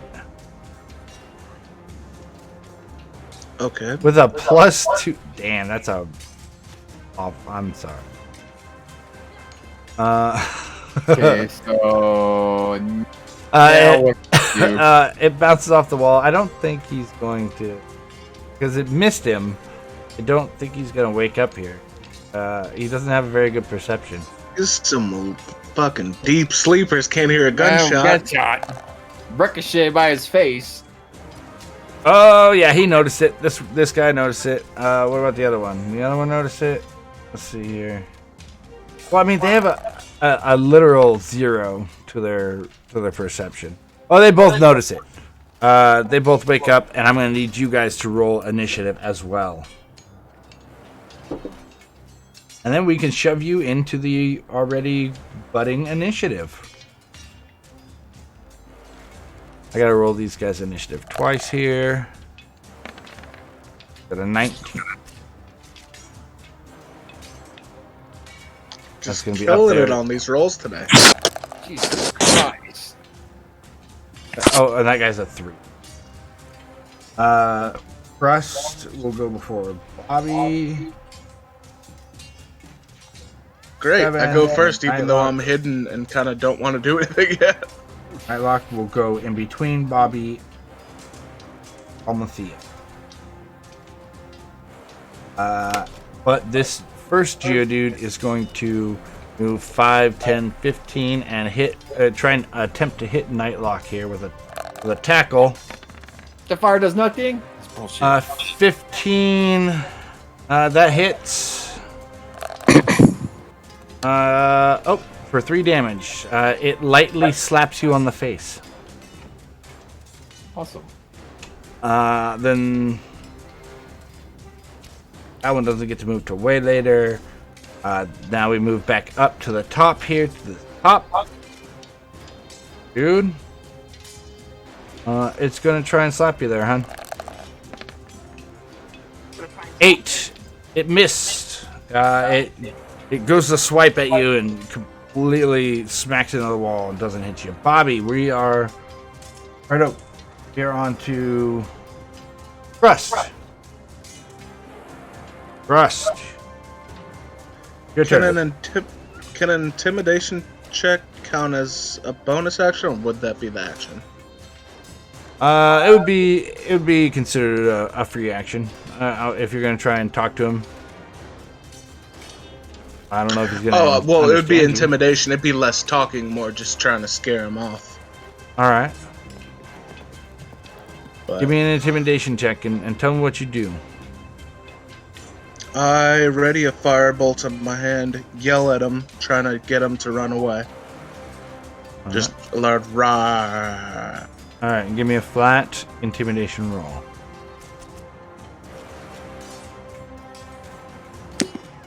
Where's that at? There. God damn it! Damn. In fact, he pities you. He kind of looks over at you and goes, Does he pity me enough to let me through?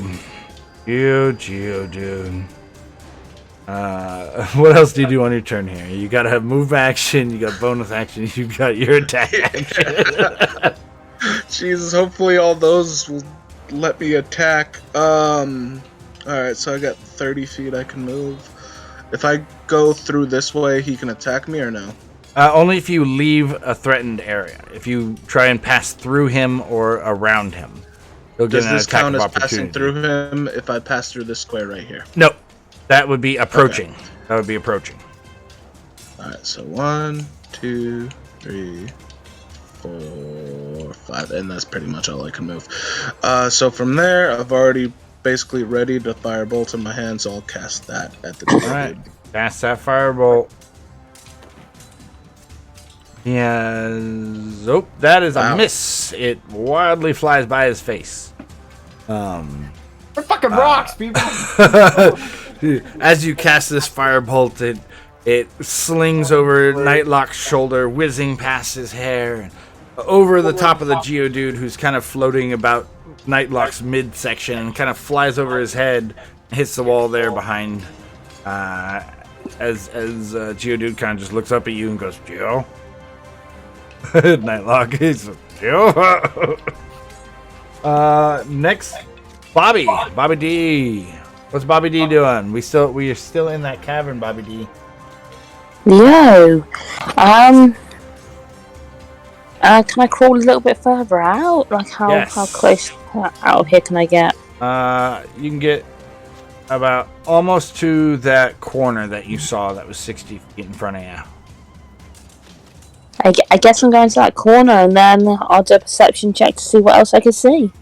Alright. As you come up on that corner, give me that perception check. Let's see what you see. I'm sure you're just going to see a corner and another corner, but... Corner on corner, corner on corner.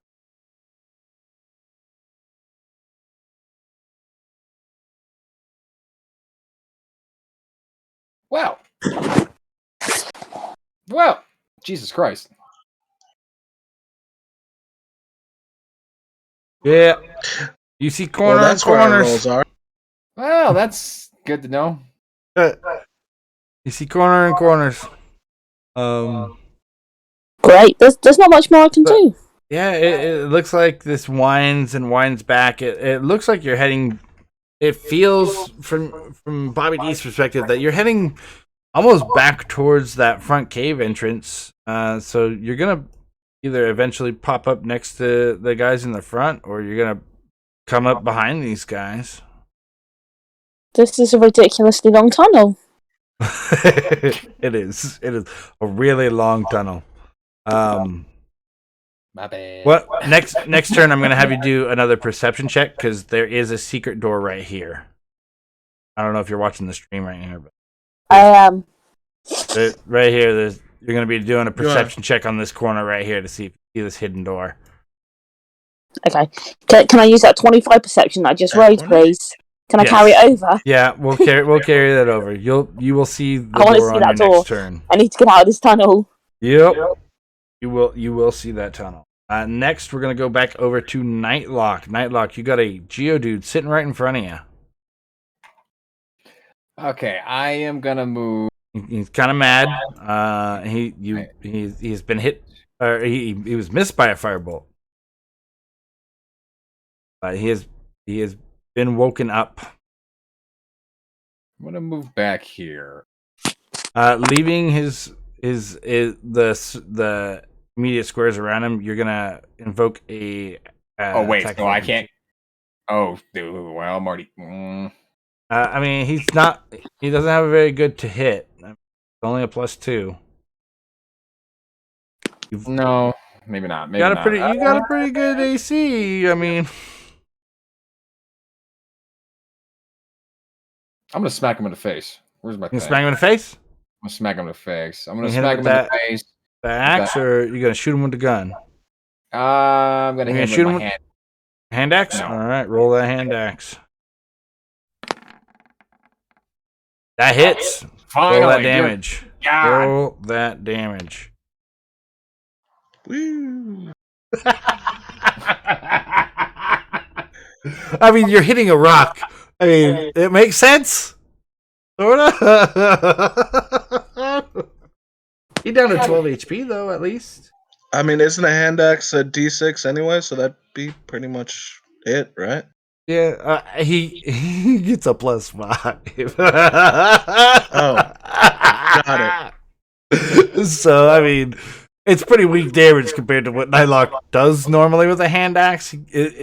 So as you bring your hand axe down, it kind of glints off the top of this rock. It's a lot harder than you expected for being a living creature. It is some sort of living rock, maybe? I see. You can move if you would like. Like I said, he will. Or you could take. Disengage would be a full action. So if I move backwards, does that count? Yeah. So that I would still get swung if I move backwards. Yeah, but I mean, he's not.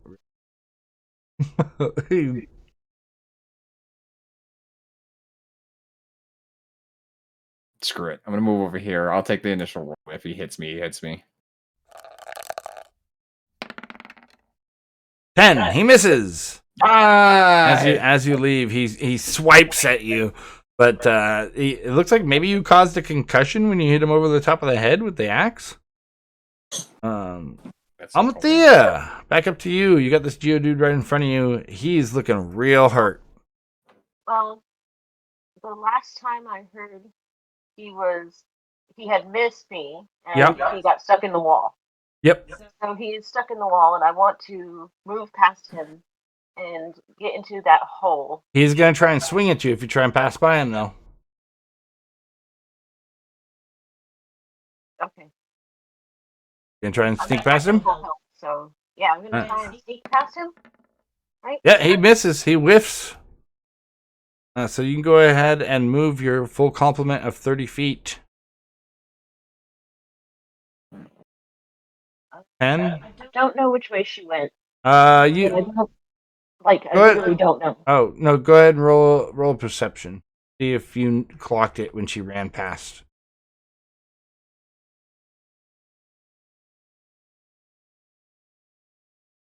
Perception? Yep.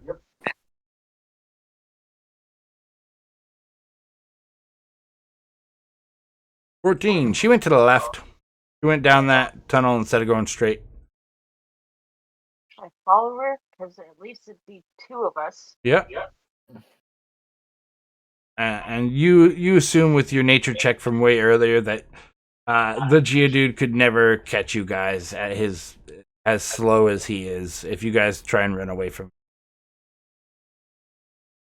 Okay, so then I'm gonna go down this. All right, go on down. I think that's about as far as I can move, right? Yep, and we're going to cut back to the guys down here. Because you guys are effectively out of combat. Bobby, right here, Do I see my door? Yeah, you see your door. You can go, there's a hidden door right here. You can pull this, like, it looks like an unlit torch. It's a very awfully hidden door. And you... I pull it. Yep, you pull it, and you can make your way through it. And you notice that this continues off to the left, and is a very worn path of travel. There's tons of footmarks, lots of kobold, and you notice some small footprints that you've never seen before. You're assuming this is probably the Bulbasaur.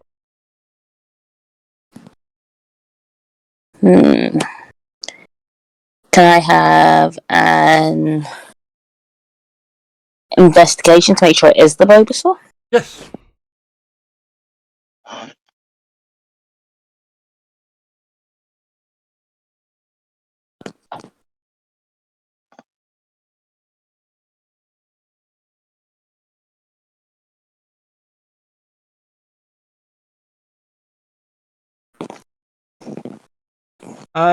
Yeah, it's the Bulbasaur.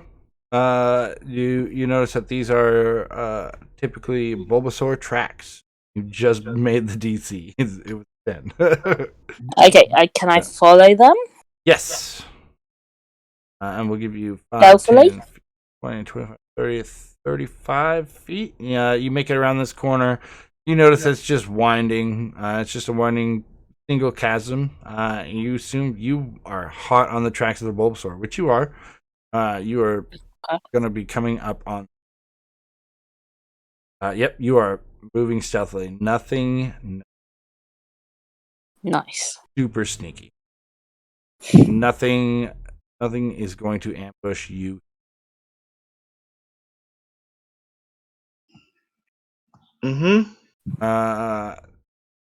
Back to this guy now. Yeah, hey. 5, 10, 15, 20. He can't hit anyone, so he's going to go ahead and defense curl here. He's going to give himself a +4 against your attacks till next turn. Nail on the top. Healed till next turn. Next. Zubat's running.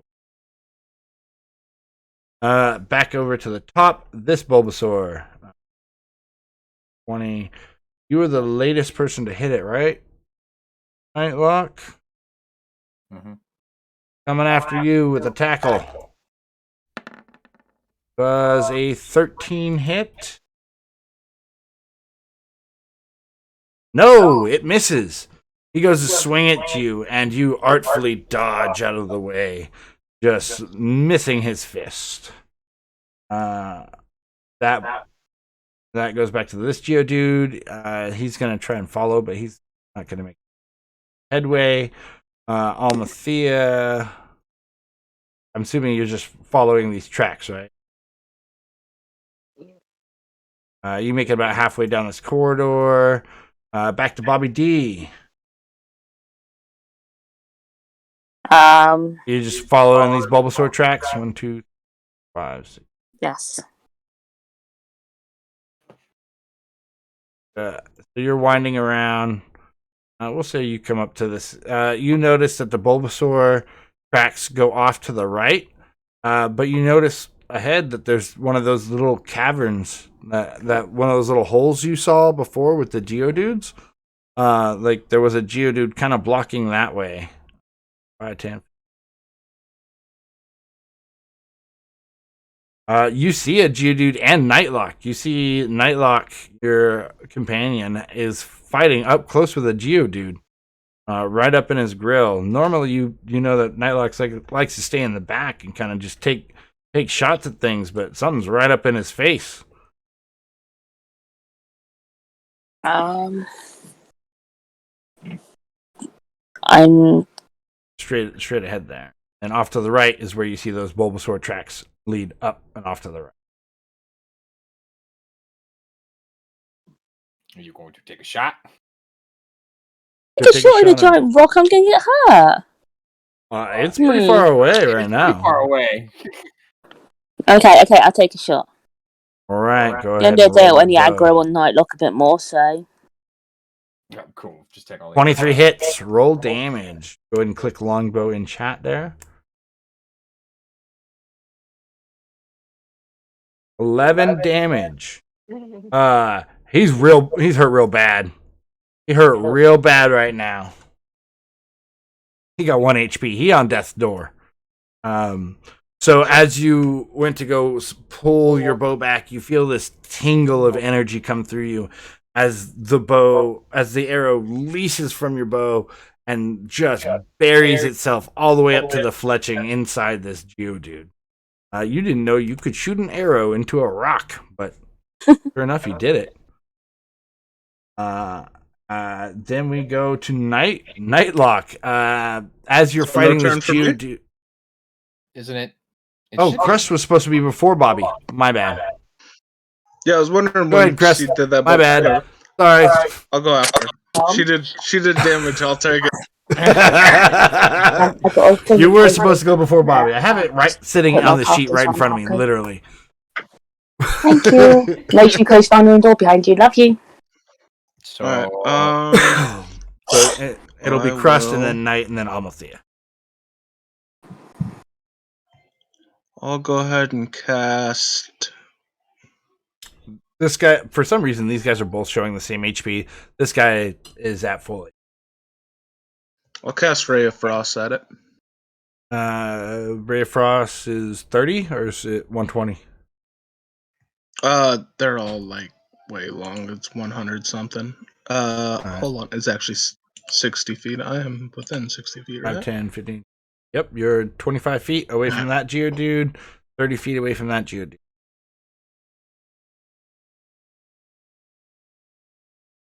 That hits. You hitting this top one or the bottom one that's full? The one right next to him. It's dead. 4 damage. You freeze this Geodude, and it turns into a solid ice Geodude and falls to the ground, shattering.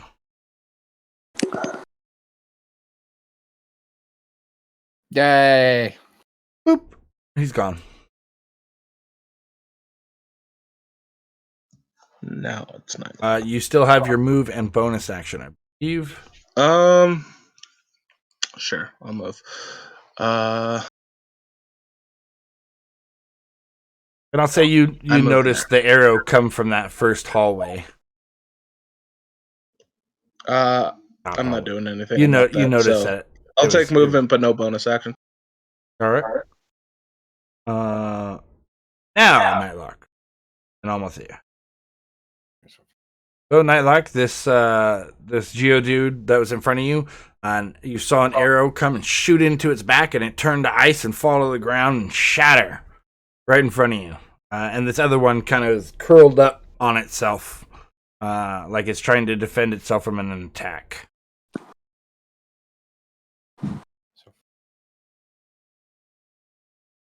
So I'm gonna move here. Still think it can't get to me from this spot. And then I am going to pop a rifle shot at him. That one.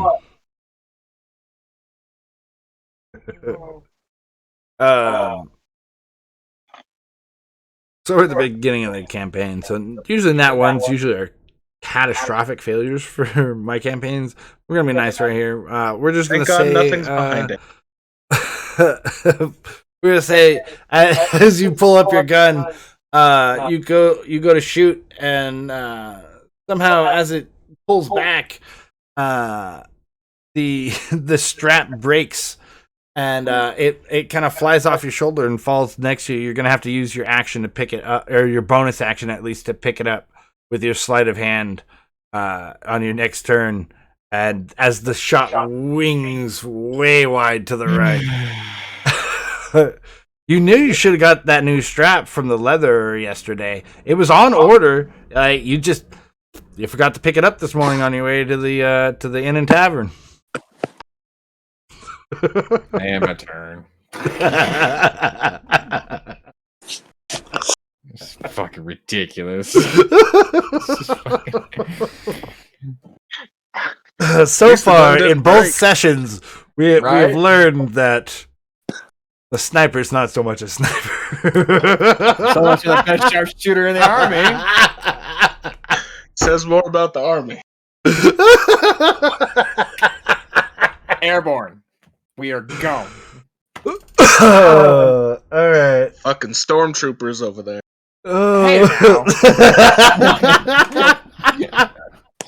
All right, almost there. You come up to this corner. You notice that this wall now has a hole in it, and there's a magic door through this wall. Do you go through it, or do you go to the left? Did you put the alcove back on the top shelf? Good boy. Thank you. I'm gonna try and go through the door. You go. Because this hallway looks extremely long. Yep. You go through it. Go ahead and give me a perception check to see if you notice Bobby D's footprints going through this door.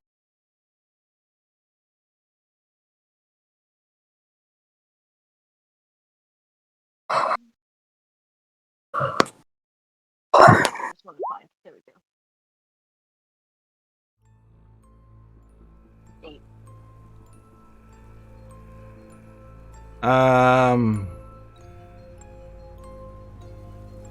We don't notice Bobby D's footprints. Seems like he went through this door and then magically vanished. So maybe she got teleported to another realm. Maybe she was eaten.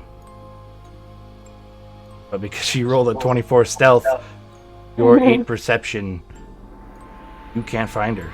You cannot track Bobby D. You think she went through this way because her footsteps end right here, but then they just end.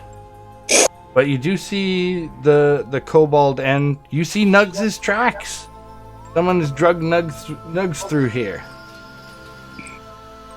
And I know that it's... Yep. You don't need to. You know your brother's tracks. I'm gonna say you know Nugs' footprint. You've been traveling in with for almost 30 years. Nugs has been hanging out with you. You know what Nugs' footprint looks like. You guys used to make little mud angels and put footprints in them.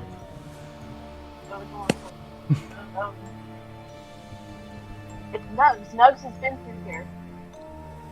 He must be close.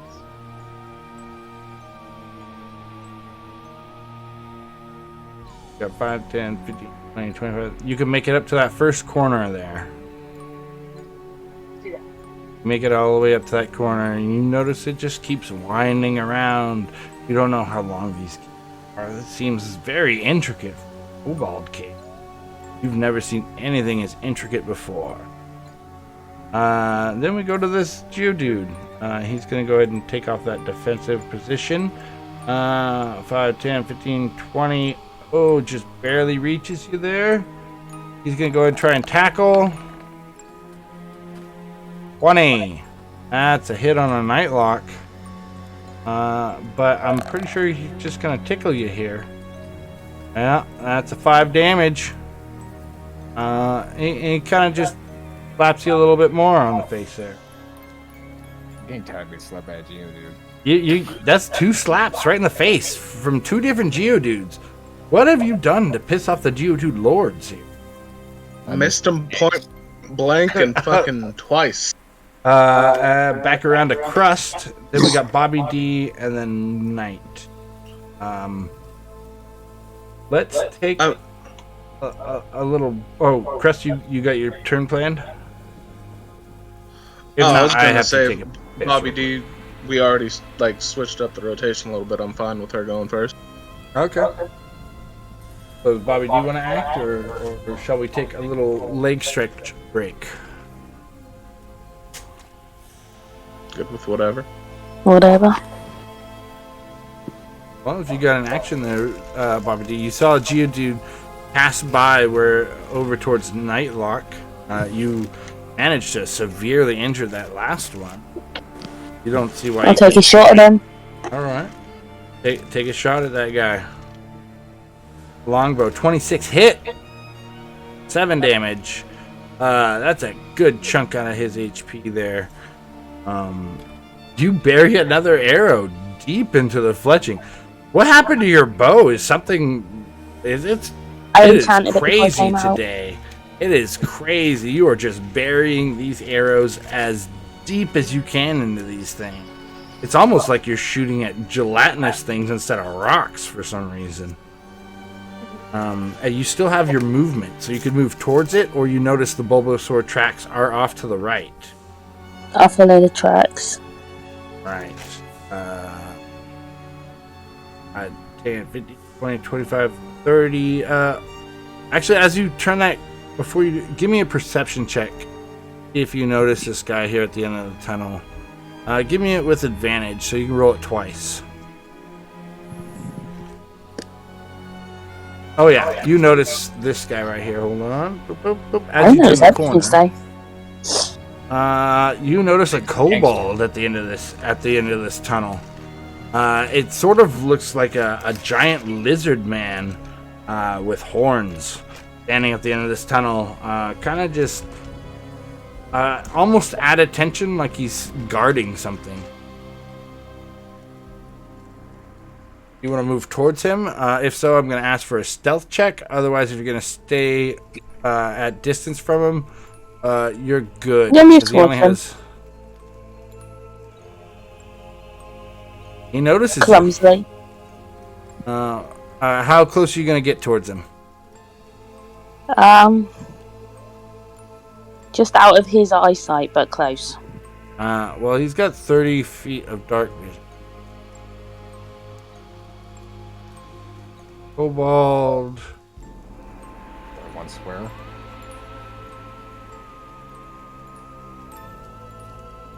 Dark vision 60 feet. So he sees you in clear day as soon as you come around that corner and making a bunch of noise. Damn it.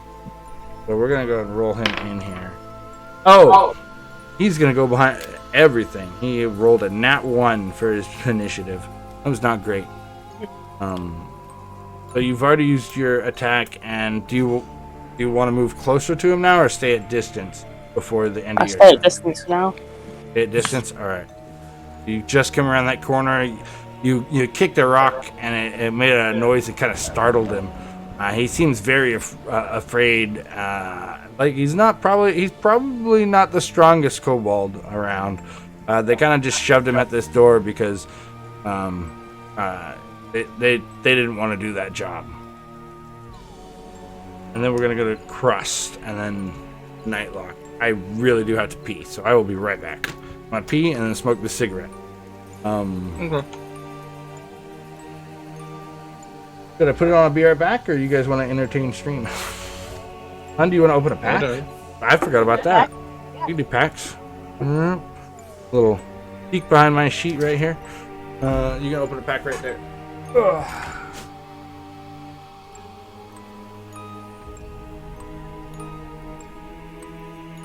Second.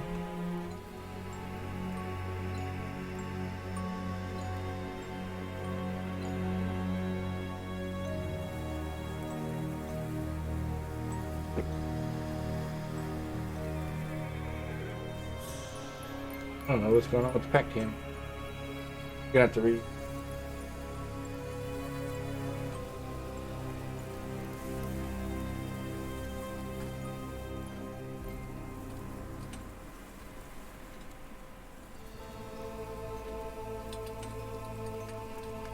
Oh no.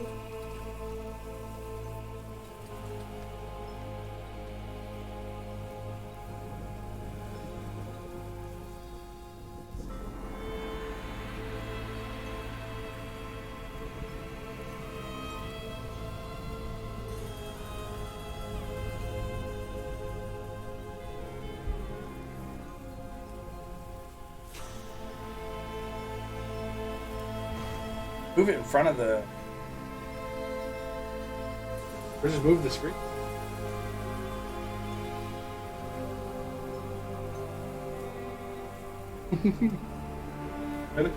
Good enough. Good enough. Good enough. Got a. Oh, it's so zoomed in. Got a darkness ablaze. So there's a possibility of getting a Charizard VMAX. A chunky. That's Vivid Volt. Oh.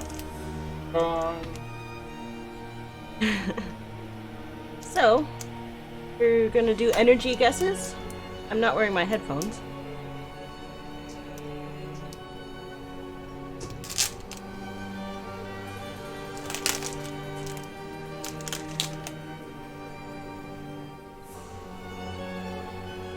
Back.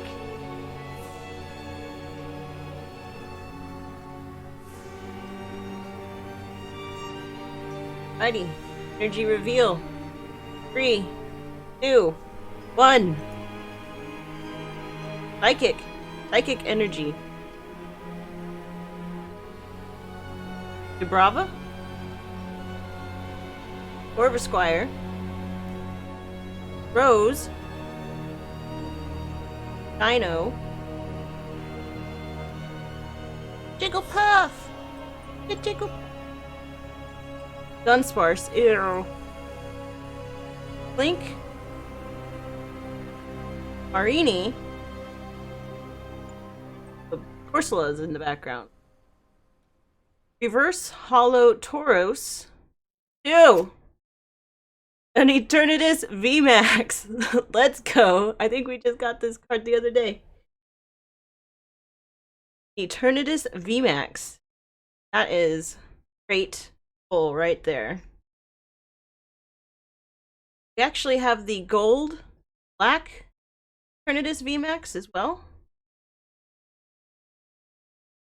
Alt art.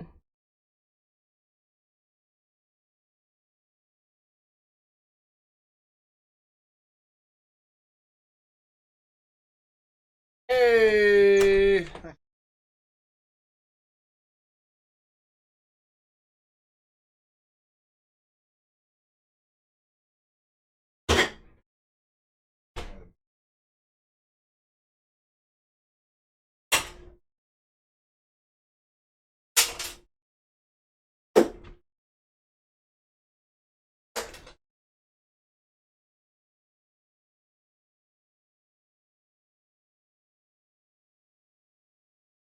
A Boston cream Pop Tart? What? Alright. Alright. Cut back up. Whoop.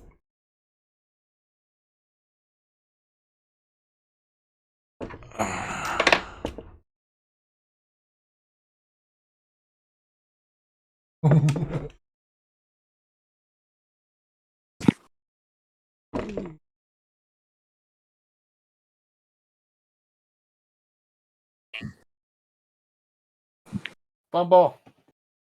Alright. Hey. Ooh. Everybody doing?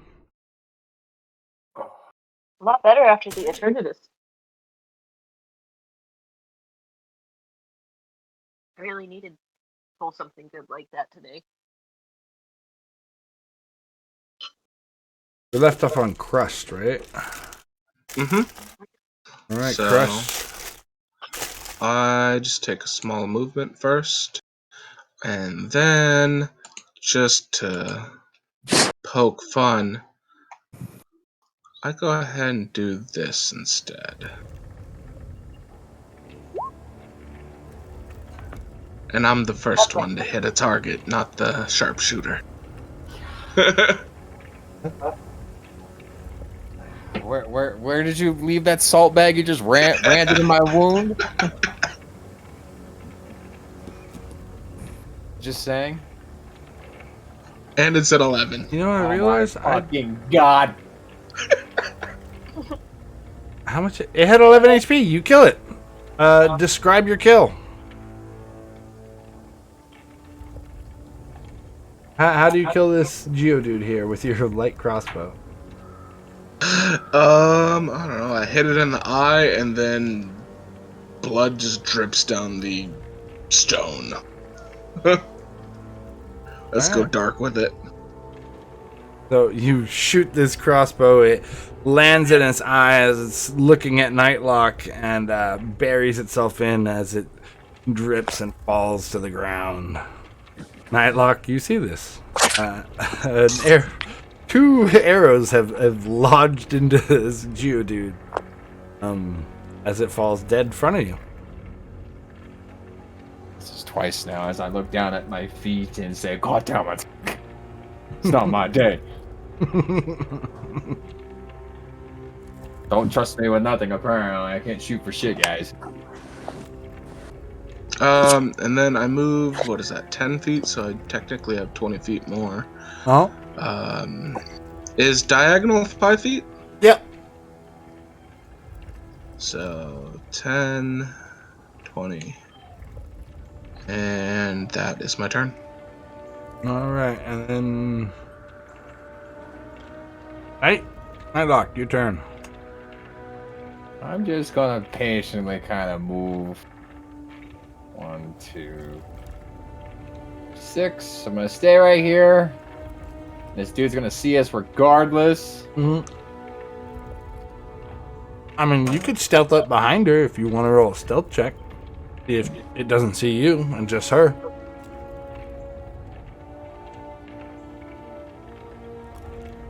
Oh crap! No, I forgot. Bonus action before I moved or anything. I can't even do that. I had to... Right? Pick up his gun. Yeah, it's a bonus action. You pick up your gun. So you still have a move and an attack action. Do I dare take this shot?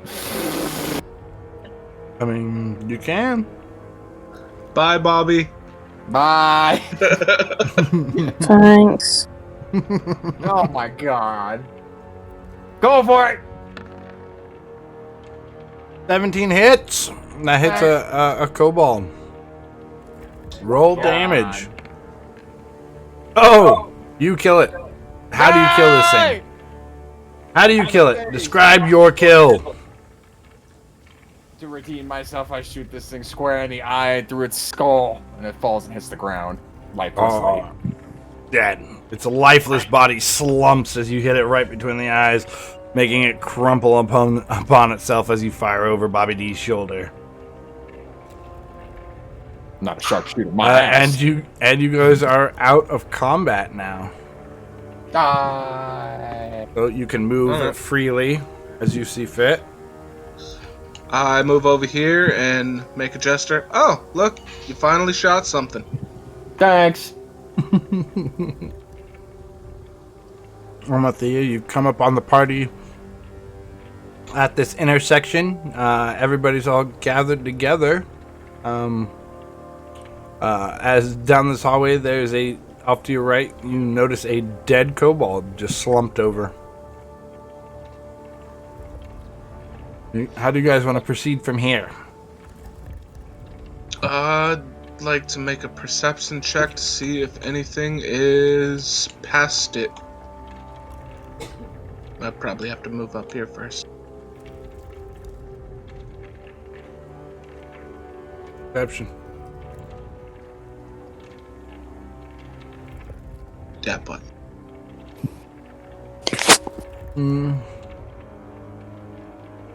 You don't have night vision though, right? Just have that flame. Oh yeah, no, I can't see shit. Yeah. You just notice that slumped over kobold, and you notice past it probably opens up to a wider cave. But I don't think I can can't even see the cobalt. Yeah, I don't think you can even see the kobold because it's only like 10 feet, right? Yep. But for the perception, did I hear them? Yeah, you hear some chittering down the hallway. Maybe something's down there beyond that kobold that he was guarding. Okay. I let him know. I hear. There's more creatures up ahead. So he lets you know that he hears some more stuff further on that cavern. That kobold wasn't alone. What do you guys do? Yeah, go for it. I also noticed that this direction has the Bulbasaur. Mm-hmm. My brother leading into that same exact way as the dumpster girl. Yep. Seems like you guys are on the right track.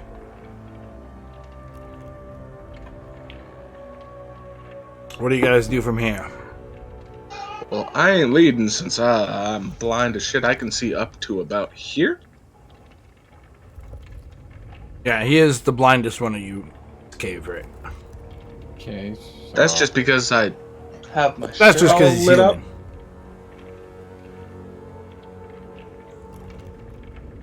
So I guess I can move here, right? Yeah. If you want to roll stealth to try and make it so they don't notice you. I follow behind him before we start anything. Anyone moving past that corner, give me a stealth check. 14. The corner that I'm around. That you're, yeah, Bobby D. If anyone's moving there we past go. where Bobby D is. Ain't no one seeing my blind ass.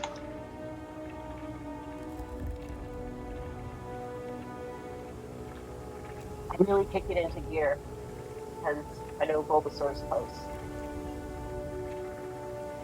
I call him Bulbasaur. Bulbasaur. Well, actually, no, his name's Nose. Yeah, We just named him, sorry. Yeah, it was only a DC 10 to sneak down this hallway, unabated. So you guys can all get all the way up to that doorway, if you would like. Where in Nightlock, you notice that there's two bulky kobolds. They're a little bit beefier than that one that you just dropped, and then you see one that has a pair of wings, and behind it, upon an altar, is a Bulbasaur. Okay. Almost like, and they all have their backs to you, like they're praising this Bulbasaur. If you want to give me an insight check.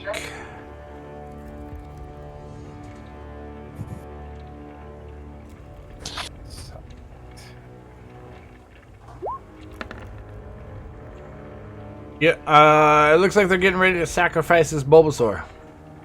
No! To their god that you noticed that they had that altar back. So, Are we past the door at this point?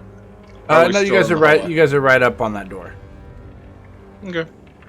All of us? You gonna share Whoever that wanted to information? move forward.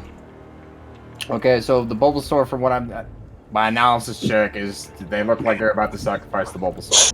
Yes. And I'll tell you, it was a DC 10 to notice that they were trying to sacrifice this Bulbasaur to their draconic god. At this point, I can see it's the Cobalt, so... because the corpse is right here, right? Yeah. Alright.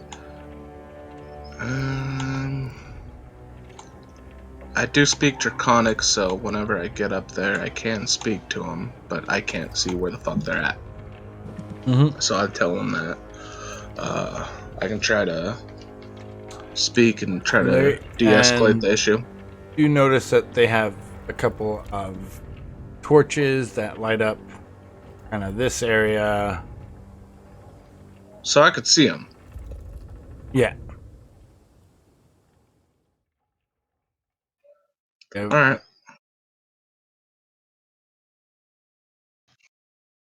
So all those red lines right there are basically torch intersections. Glowing light. Okay. Yeah, we're playing some D&D. That's right, Fuzzy. How do I go about this? So everybody's technically out of initiative, so whatever you guys want to do, let me know. You guys notice that this Bulbasaur is being prepared to be sacrificed to Red Dragon God, which are patrons of. Notice 1 winged kobold and 2 regular beef. While we're still in stealth, I try to move this corpse to where they can't see it when they eventually turn around, like behind this door in this hallway. Alright. So start off with that, so in case I try to negotiate this, they don't look at their dead homie and be like, oh. He just kind of kicks their body. So I guess let's just send it if no one else will. I'll go ahead and walk up here, and in Draconic, I say, what do you guys think you're doing? So they turn around and they go, we're sacrificing Bulbasaur to our god. Take me instead, please. Bulbasaur's worth $20. I'm not.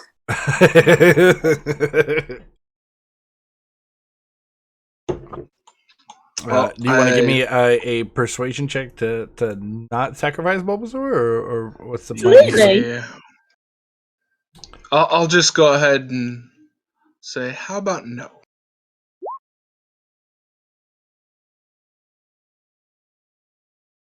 Persuasion. Now you did perception. Oh, you did okay. Damn it! Persuasion. That was a good one. Persuasion's only a 2+ modifier to that, so it's the same D20 +2. +2? Yeah, because this is +4, my persuasion is +6. So it's a 20. Well, we have to sacrifice something. Sacrifice me. Well, I mean, if she actually said that. I think it's too late for that. There's a little red dot on you.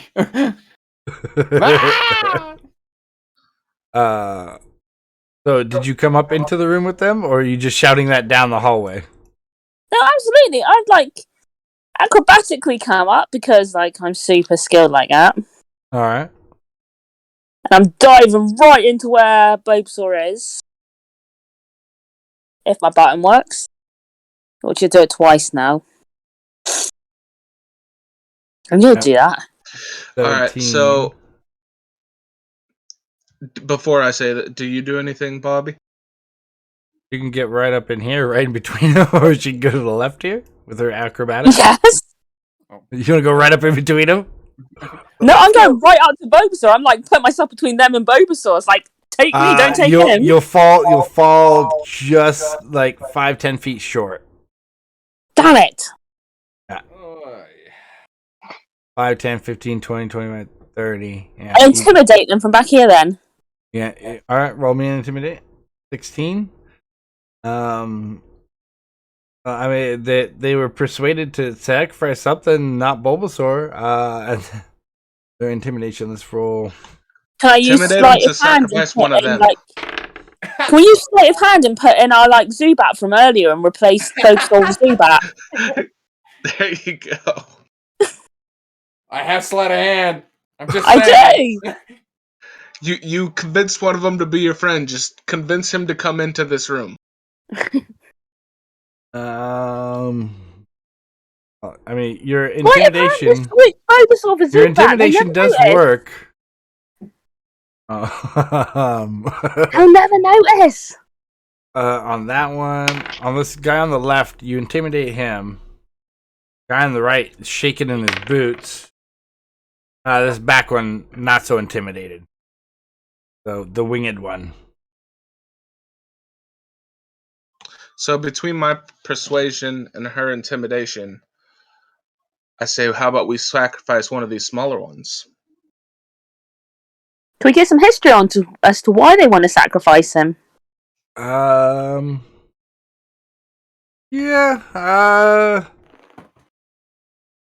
The history. Ooh. You don't know nothing. They sacrifice anything living to their god.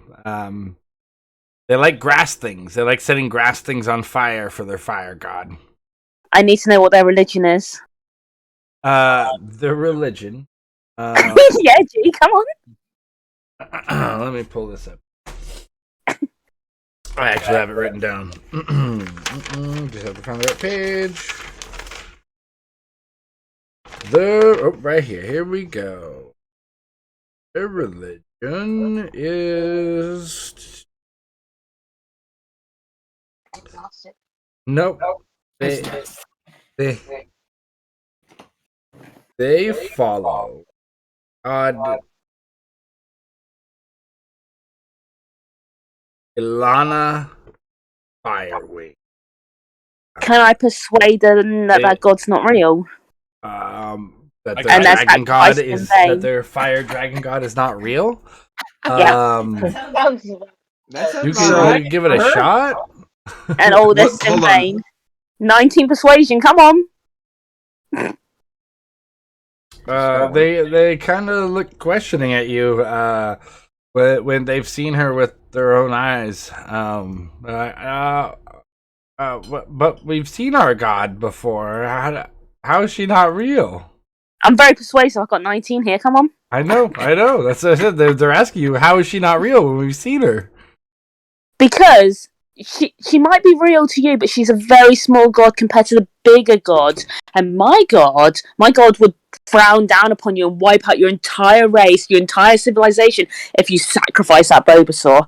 If you leave, you're fine. You can carry on believing what you want, preaching what you want, doing what you want. But you sacrifice that Bulbasaur, and my god is going to have your god. Go, Bobby, go. There you go. She will talk to your manager.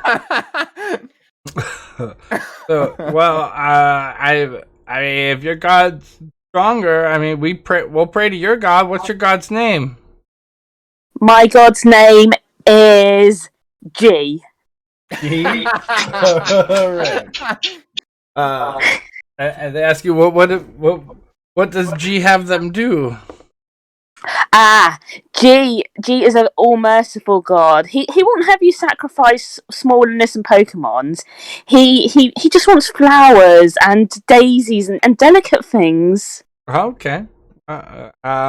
They say so we'll go collect flower. He's a flower. We just flowers give him to G, right? Yeah. We give live flower to G. He's big live flower, right? Yep. But no blood sacrifices. It's got to be like material products, and he doesn't want no bloodshed. He's an all merciful god.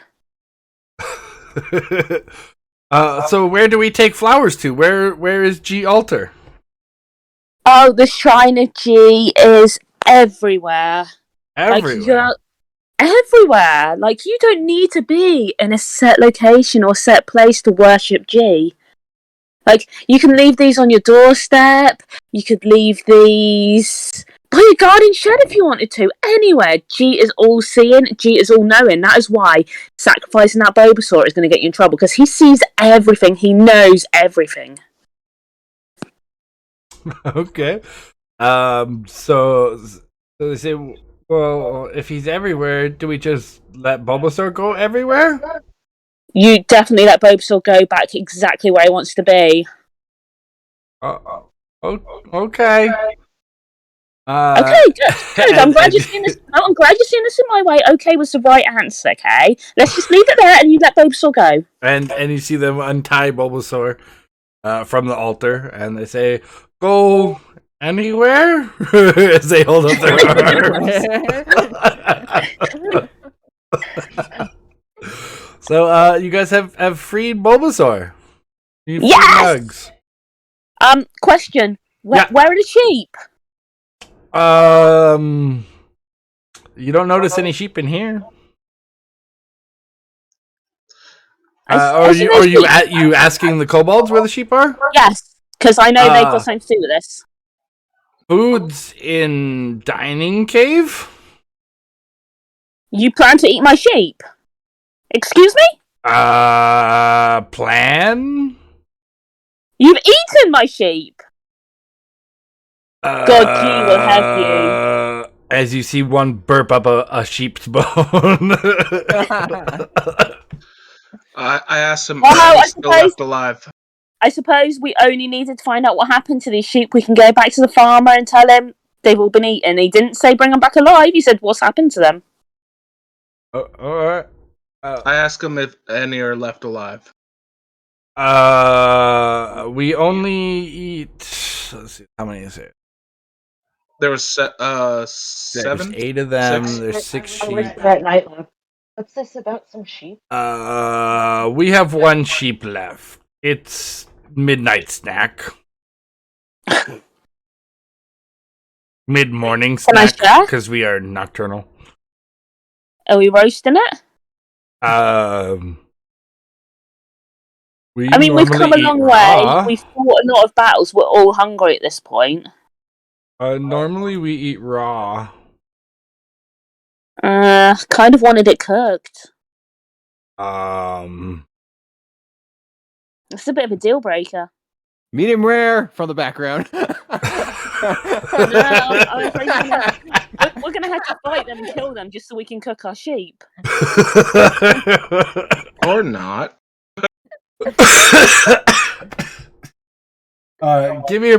Give me a persuasion to see if you can get these kobolds to cook a sheep for you guys for breakfast or for lunch at this point. I think we're at lunch point.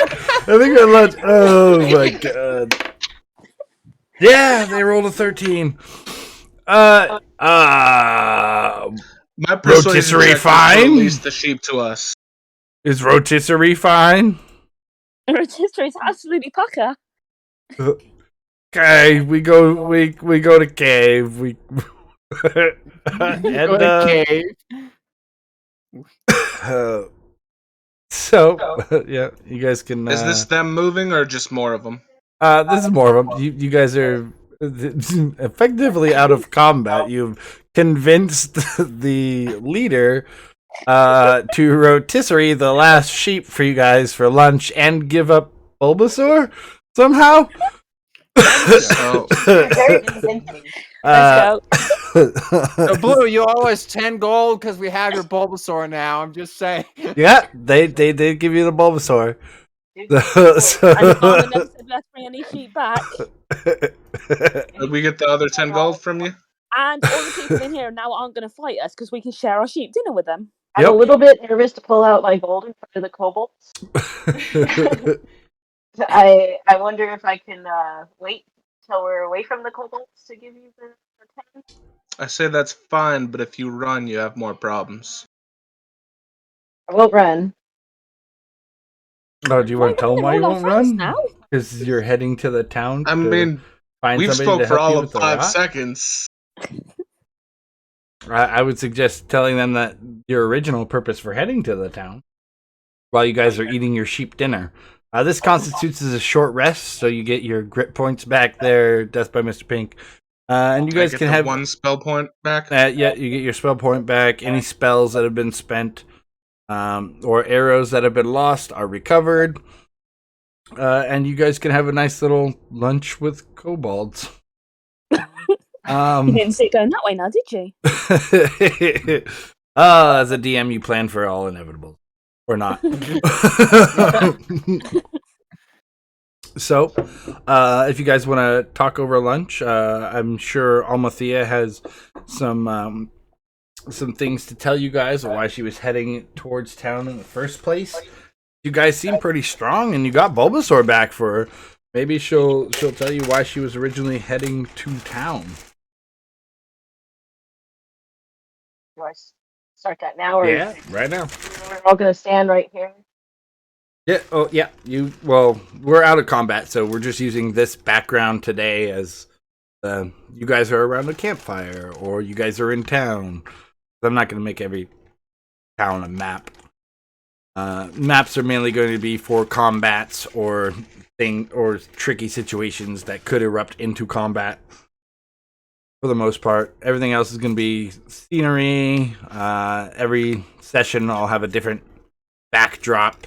If anyone wants to submit any art or anything to put in the backdrop of our downtimes, put it in the Discord, and we'll work it on in.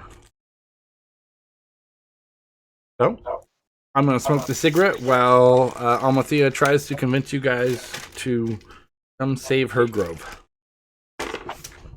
I'm not explaining to Frank we ate his sheep for lunch. Oh, that's fine. After she's done explaining this, you guys will head back and talk to Fred and let him know about the kobolds. Have fun with that, Bobby. I'll take one of the skulls back with me and let him know. Okay. Yeah, I have no clue who this Fred is or what the deal is with the sheep, but they're delicious. Either way, they are very good. As she goes for a third chop. I mean, come on, it's roast lamb here. Like, I'm not. And as I'm eating the chop with like my bare hand and just like ripping at it, I look at you guys each in the eye, one by one, and I thank you for helping me get Bulbasaur back, especially Bobby. That was very nice persuasion skills. Top. And I feel like I can trust you guys. I feel like you helped me get the Bulbasaur back, and you did what you said you would do. And I am admiring the skills of you guys, of this particular group of travelers, adventurers. And I want to explain to you guys the reason why I was heading into town in the first place. And Bulbasaur was taken. It's because we had to stop for camp, and as I was sleeping in a deep, deep sleep, Bulbasaur just vanished. Which had me really scared because there's something going on where I'm from right now. Where I'm from is a small community of Bulbasaurs, Venusaurs, and Ivysaurs. And right now, not only are the Venusaurs starting to rot, but Mamasaur, the big Venusaur, who gave birth to brother here, she is starting to wilt and die. And it's not from old age because she's supposed to live a lot longer than what her current age is. But it's not just them. It's like Paris and a lot of the other Pokemon are starting to get a rot, and they're slowly dying. And I need help to find out what exactly is going on in the spot I live in. Everybody else has been too weak and too sick. I'm pretty much the only one there, along with Bulbasaur here, who is healthy enough to leave the town village. Going into town to try and find some travelers or adventurers that can help me out. So I really admired you guys' skills today. I was wondering if maybe you guys would be interested to find out what's going on.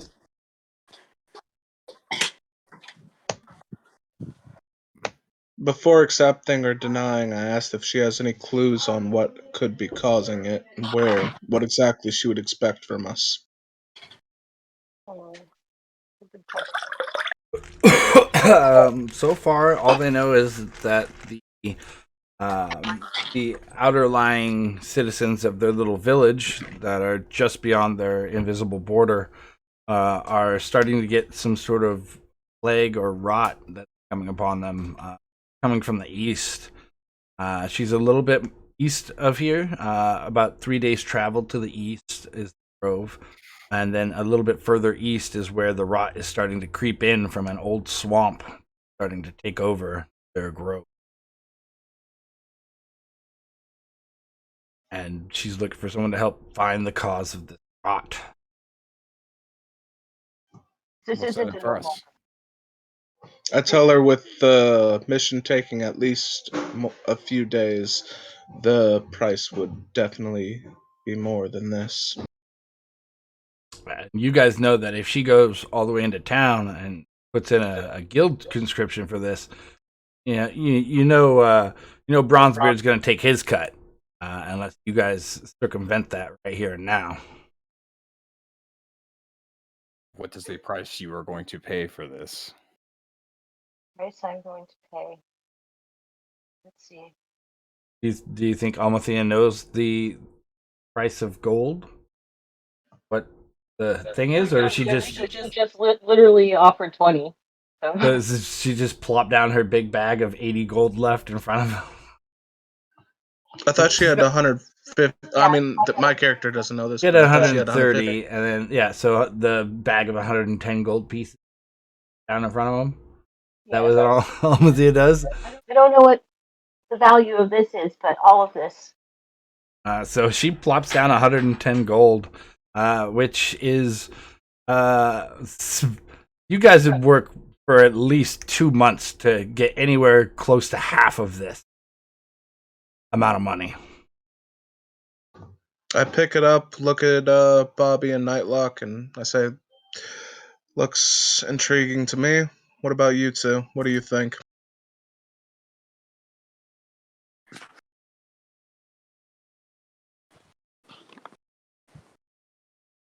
Can I have some insights to whether her intentions are pure and honourable or she's lying to us? 'Cause, I mean, we don't know her. Go ahead and give me an insight roll there. I can't find insight.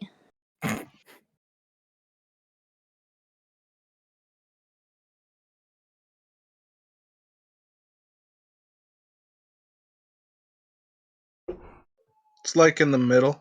Yeah, you go 17. Yeah, she's super genuine. She doesn't feel like she could lie even if she tried. She's genuinely worried about her little community getting taken over by this rot, dying off, because these things have basically raised her from when she was a young child. She's still fairly young in the eyes of an elf. As far as half elves go, which she is, you'd say she's still fairly young. This rot is very, very concerning to her. I have like tears in my eyes too. We don't know what's causing the rot, right? She doesn't. Nope, she has no clue what's causing this rot. Just came out of nowhere and started creeping from this old swamp towards their grove. It's like the swamp is trying to necrotically take over the grove. And we didn't know about the swamp. Yeah, Miss Amathea, why did they bring you up and not your parents? Well, my parents have been dead for a really long time. They promised to took me in, raised me as one of her own. My parents were actually killed off by a dragon when I was younger. See, guys, I question her credibility now because dragons aren't real. There's no such thing as a dragon. No such thing. I think she's gonna have to pay us a little bit extra. She's thinking like, if we're gonna follow this quest now, if we're gonna help her, she's gonna have to pay more. Oh. Just until we gain your trust. Oh. I mean, dragons? You're crazy. swear it was a dragon. This is all I have at the moment, but if I make more, I can give you guys. Okay. I mean, I'm a little bit concerned about your long-term mental health here, because, I mean, we all know dragons aren't real. But, up till now, everything you clearly remember from adulthood seems genuine and believable, so I think we should help her. My character doesn't say it out loud, but he's convinced to go, not only because of the gold, but because we're going to a forest, and yeah, my character's Pyro. What's Nightlock thinking about this? I will agree to join the quest as well. There might be land opportunity for me to gain. Okay. Do you guys want to head back to town to gear up a bit? Head back to the inn? Or do you guys just want to head straight off towards her grove?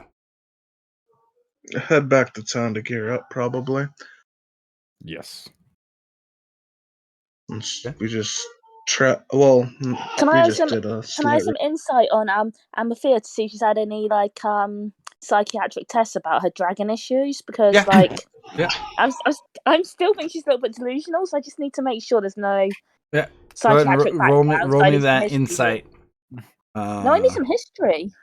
Oh, Just in general, like on the record, that's fair. Yeah, I need to make sure she's had no mental health checks in the past to make sure this dragon thing's not just like part of condition. Give me a history. No,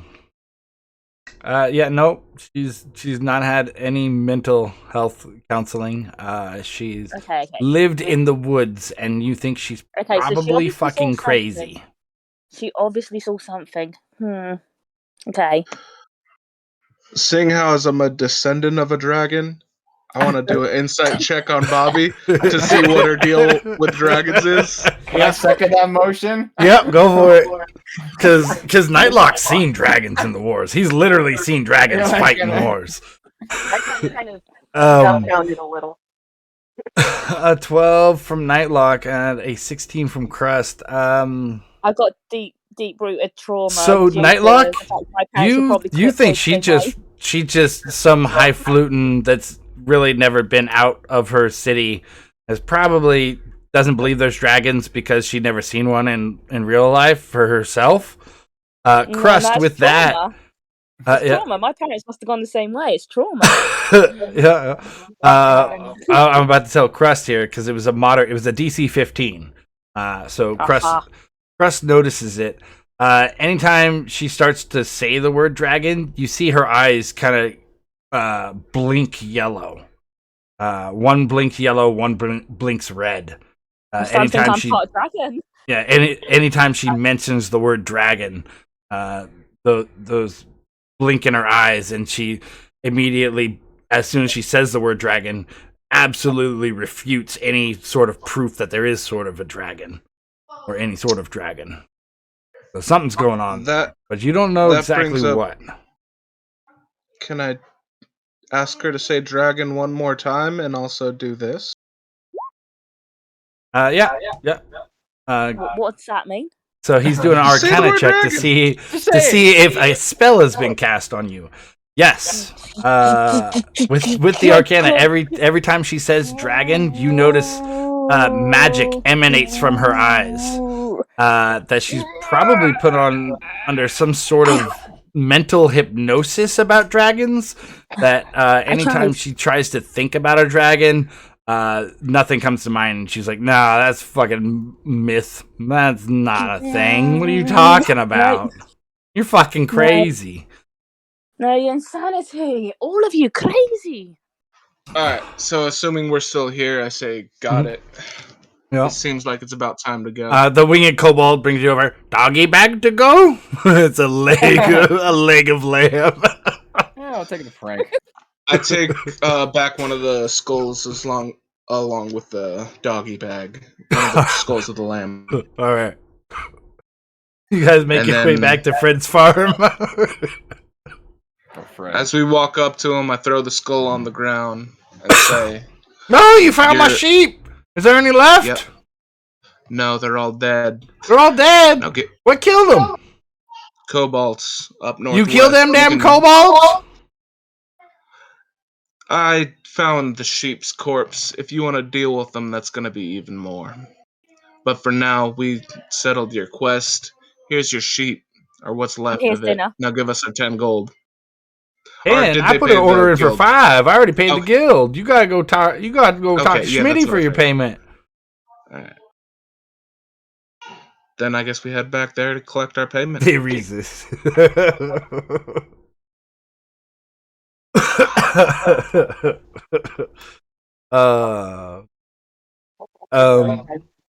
Yeah. So you guys toss the skull at Fred the farmer and tell him that kobolds are killing his sheep, and that if he wants anything done about it, he got to put in another work order. And in the meantime, build a better fence. Cobalt proof. Cobalt proof? How you making cobalt proof fence? Steel. Steel? Electrified. Wire. I got wood and barbed wire. I don't got no steel. Maybe I can get some steel. 10 gold. Set the wood on fire. You know how many sheep I got to sell to get 10 gold? Well, over at do you know how many sheep you're gonna have left if you don't give us 10 gold to do it for you?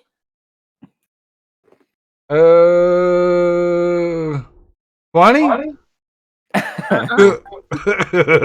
Because they're all gonna get out. They're gonna get out? They didn't get out before when I just had them wood and that barbed wire. Well, if you had a secure fence there, then the kobold wouldn't have snuck under there. They wouldn't have helped themselves to dinner, and they wouldn't. You still have 26 sheep. 26? I had 27. No, you I'm have just walking 26. towards One the was a guild black at this sheep who point. wandered off on his own. I'm just walking towards the guild. Long ago. Saying under my breath, not my fucking problem right now.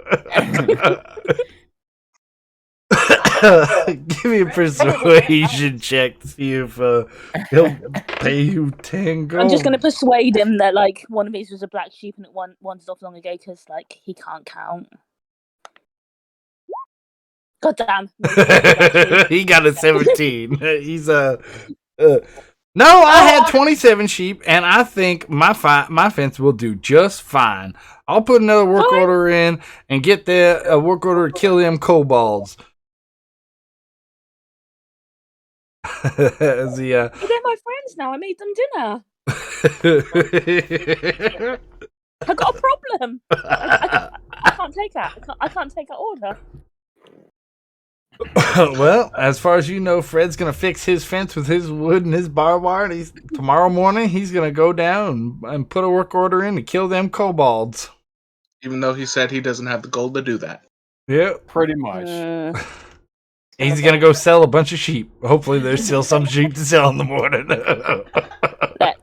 Does it mean that he pays me because I did technically I'm the Well, you guys got to pick up your gold from Schmitty.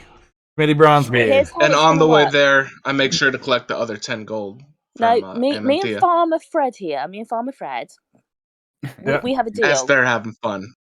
We have a deal. Like, if he can draw a higher card than me in my playing card set, he's going to pay us to fix his fence and make it cobalt proof. But if he gets the higher card, then I guess we're going to kill Cobalt. Give me another persuasion check. Give me a persuasion check here. Why not? Because you already rolled a 7 on your last persuasion. That was not great. It was not great. He's working on his good one. Yeah, but things can only get better from here. The power of +4. I was on a 7. I'm going to go up to 17 at least. Well, you rolled an 18, so this time instead of a 17. So it's going to be even harder to persuade him this time. Uh-oh.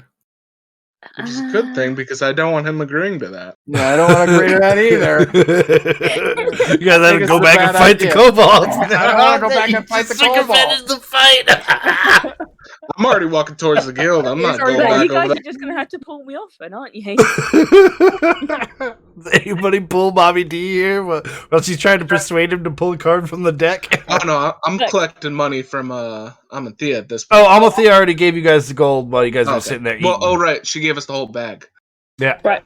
I'm going to use persuasion on Crust to come and help me persuade the farmer. Is So that I'm going doable? to persuade Crust to help me persuade the farmer to take my I ignore her and continue walking towards the guild to Oh, collect okay, the okay. Anyway, She got a 4. She did rolled a not nat 1 convince me. anyway. Yeah, she's like, no, you gotta come pull this card, Crust. Help me get more money from this guy. And Fred looks at her and and goes, Crust be like, what? let Crust us looks at you and goes, and come with us. huh? Crust is just having none of it. He's not even hearing me right now. He's like, no. I'm wondering what I just got myself into with these adventures. I'm just here. I'm just here. Nightlock says. Can I roll persuasion on myself to why I'm here? I mean, you can do whatever you want.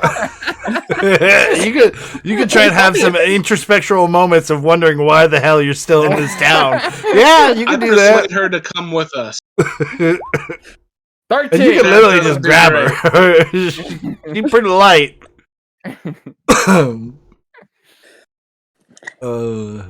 Hang on. All right. He might be So persuaded are to we come with him. ushering back to the Wait. inn, the lounge and Wait, inn wait. now? Look, he might have picked me up and be carrying me with him in whatever house. But remember, I have... No, I don't. Where's it gone? Where's my club? I want to smack him over there. Oh, your nowhere great near club. you right now. While you've been having this conversation, I've been walking towards the guild. Well, just as well, because I've lost my club. It still should be there. Let me see. Bobby Dazzler. Where's your club? I found it. There it Nightlock, is. come here. Look what I found. Come here. Come here, look what I found, she says. Look what I found. Look, Nightlock, come here. Where are you at? Look. Well, Crust is walking back towards. Oh no, I'm not. Crit. Who do you? So Crest is not near you. You got Nightlock and Almathea next to you. Who are you and Fred? Who are you swinging this club at? Nightlock. You're swinging at Nightlock? That hits a Nightlock. Go ahead and roll damage. 4 damage. Great club. Is he dazed? Because I want to drag him off. No, not with 4 health. God damn it. Right, I'll pretend I'm nice and give him medicine now, just so he's really confused. Well, Nightlock, she just pulls out this club and says, look what I've found, after saying to Crust, come help me get more money out of this dude. Like, literally, that's the exact word she goes, hey, come help me get more money out of this dude. And then it goes, look what I found. Pulls out her club and smacks you across the face, Nightlock. But he's been hit a couple times by freaking Geodude, so I wanted to get in on the action. God, I'm getting smacked by clubs and Geodudes. Hey! Why me? Can you roll an investigation to figure out why I'm here? you can ask yourself that question. Deep down inside, you feel that her smacking you with this hammer is towards your self-repentance and for what you did in the war. You deserve to be hit with this great club. Sort of pull the ponytail and go, you like, this is the same thing except I got a club. Is this considered my flaw? Considered my terrible mistake? I've many lives in combat. Is this my payment? Saying I like Yeah. you. Just smack you I'll give you inspiration, Mr. Ping. You have 1 inspiration you can use throughout the campaign now. Inspiration can be used to either give yourself advantage, give me disadvantage, which advantage means you'll roll 2 dice and take the higher number. If you give me disadvantage, I roll 2 dice, take the lower number, or you can give yourself an extra dice of damage when hitting something. So that'll go in your inspiration on your sheet. You'll put a 1 there. Oh. How do I do that? Should be a little box that says inspiration at the top left. It's just over your proficiency, right next to strength, under your name. You'll give yourself a little. You just click it and give yourself a dragon there. Oh, that's what I do. Okay. Yeah. Because you can only have ever one inspiration saved up at a time in my campaigns because I make them a little bit more powerful than most.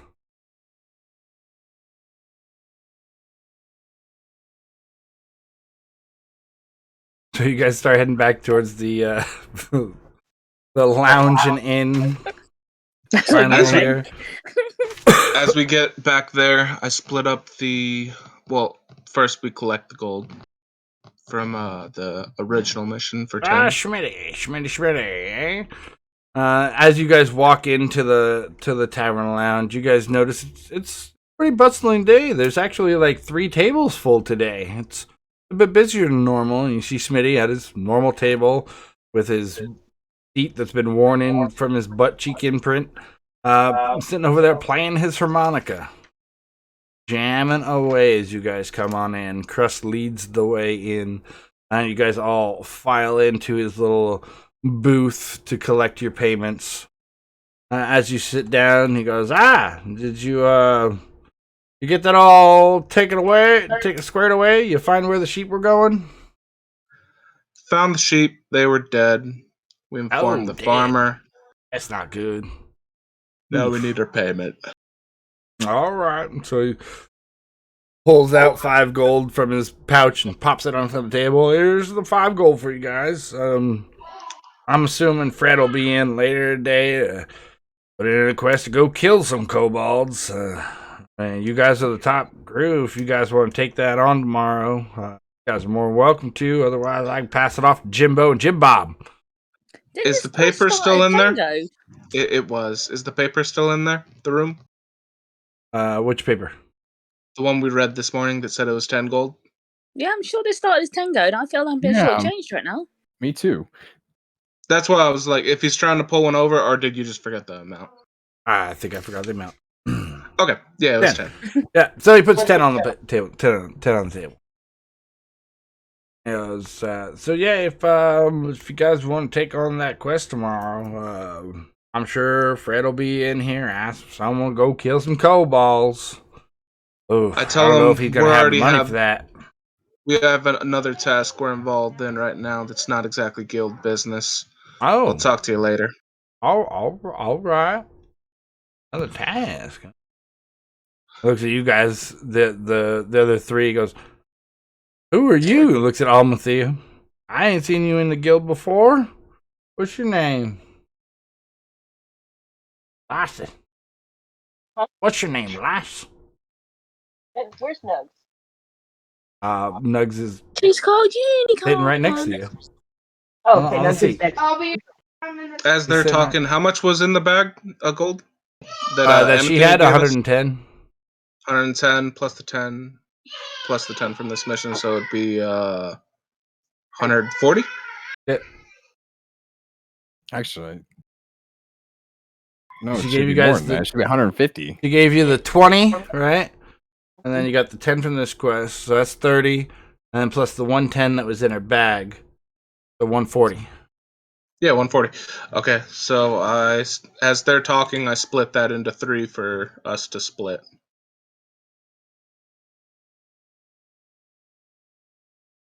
That's split evenly? One person gets an extra gold. One person gets 44. Well, I mean, the we rest could gets split it into 43. silver, but someone's gonna have to go make the change.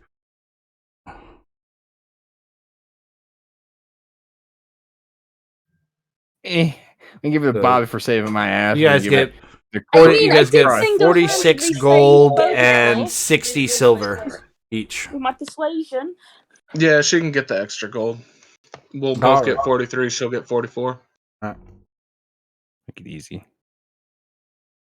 Just tell the Schmitty. I tell Schmitty. Yeah, Slash. Oh, I'm a T. And where I'm from. Oh, you're from the Grove to the east? I didn't know that still existed. And you said we're starting with 180, right? Yeah. We're very secluded. It's definitely a lot smaller than it used to be. It's not the same as it used to be. And not only is it not the same as it once was, being a great what did you call it again? Grove? Grove. definitely a much smaller grove now after what had happened when when I was a little girl, and the dragon. A lot of it burnt down. Yeah, I thought it all disappeared.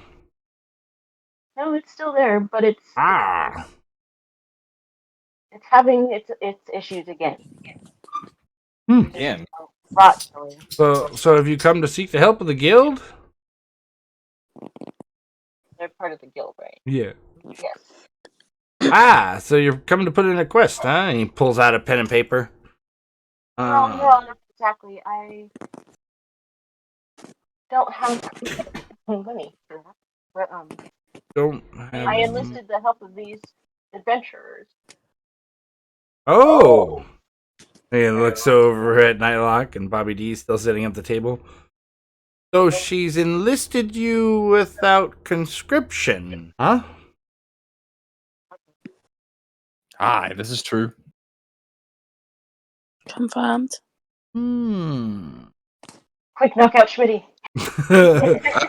I look up to him and say, "We're allowed to do work outside of this. This is contract work." Yes. But I'm gonna have to ask you guys to pay up your tab then. You're making other money besides the money you're making here. What you say is 3 gold for each of us? Yep. I'll pay it. He slips it into his pocket. All right. So you guys are all settled on up.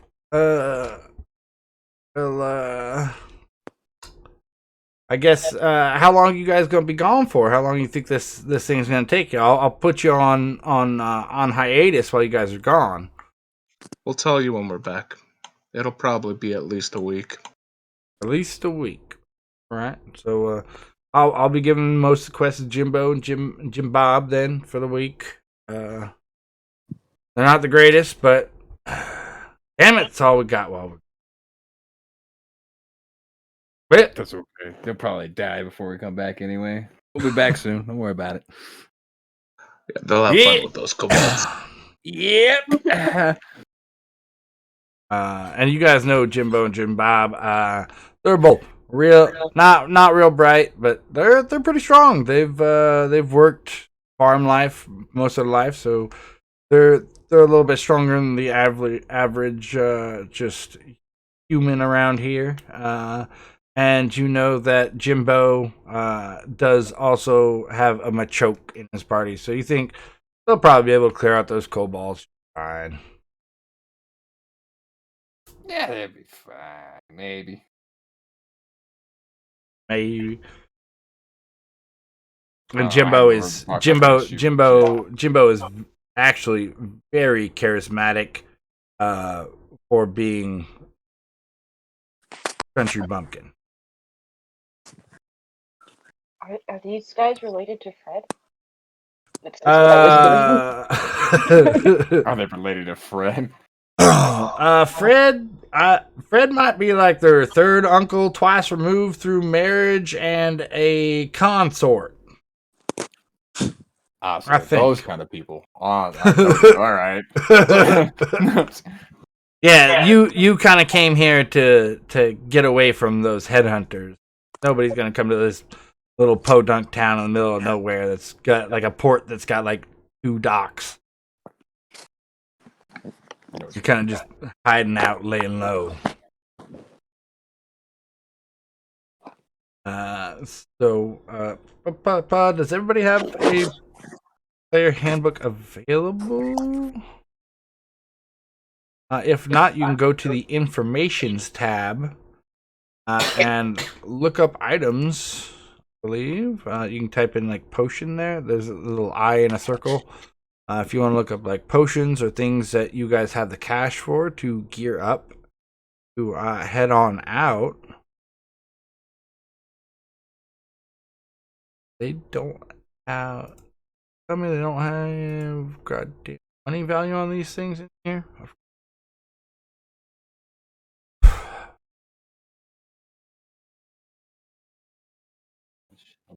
Why would they?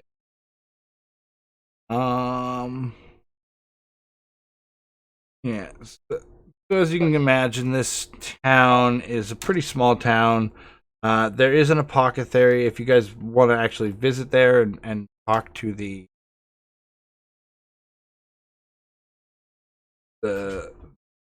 purveyor. I can come up with voice and talk, or you guys can do just a little free shopping and sleep for the night. If you guys would like, I do have to hit the bathroom again.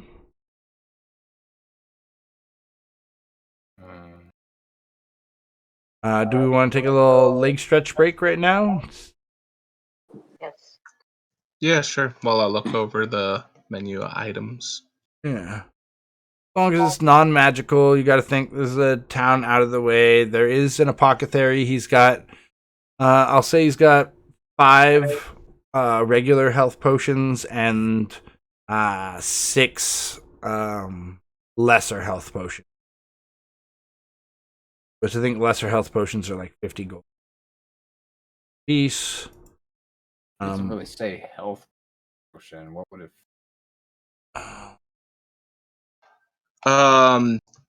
What is it? Potion of healing is 40. Potion of healing. Potion of healing.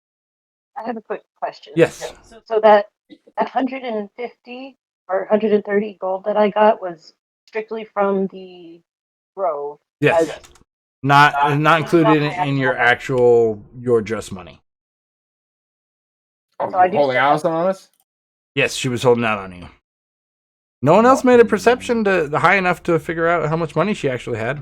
The only one was Crust, and she handed over that one bag that had all the money that was given to her by Mama Venusaur, Mama Sore, but she didn't give you the other bag that her parents that was in her house when her parents died. Fair enough. Yeah, nobody else rolled a perception to see how much other money she had. So I'm going to hit the bathroom. I'm going to go ahead and put on some pink music. Swap over this to a be right back. Oh. Oop. Pink music.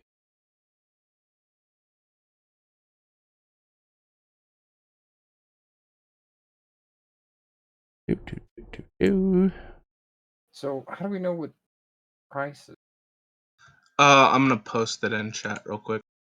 Yeah, if you just want to use the Legends of Aratol thing. Oh, that's just the D&D 5e manual that I just played. Yeah, that's what I'm saying. Items. You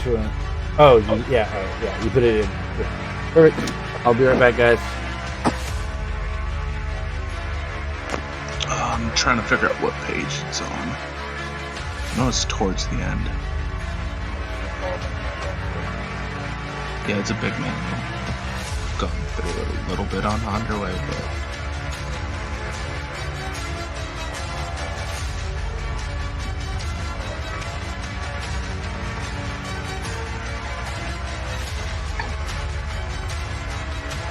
it's probably towards 143. That's where equipment is.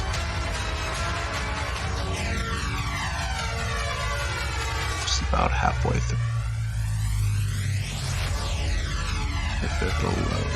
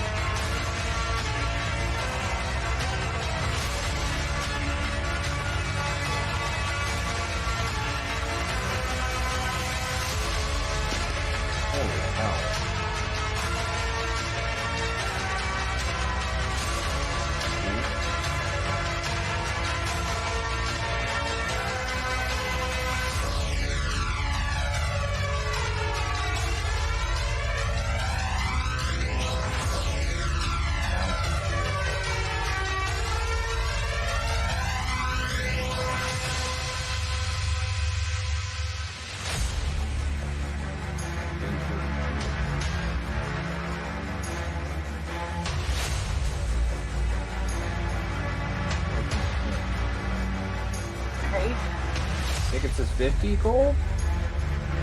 Right? The other side I said 40, but this is the official manual, so.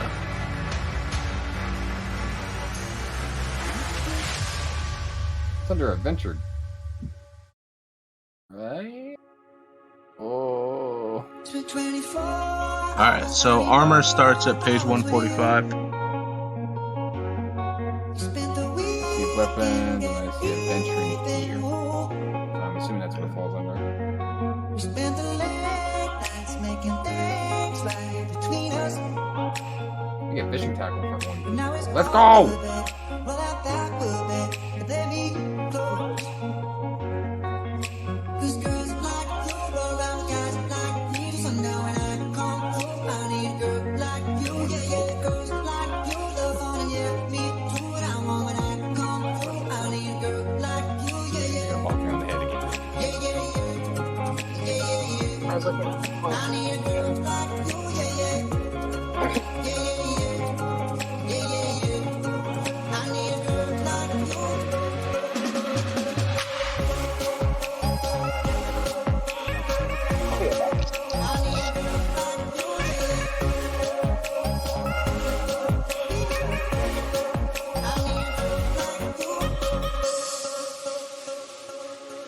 I spent last night on the last flight to you. I took a whole day up, trying to get way up. Ooh. We spent the day like trying to make things right between us. But now it's all good, babe. Well, that would be, baby, close. Yeah, 'cause girls like you run around with guys like me. So now when I come through, I need, yeah, yeah, yeah. I need a girl like you, yeah, yeah. Yeah, yeah, yeah. Yeah, yeah, yeah. I need a girl like you, yeah, yeah.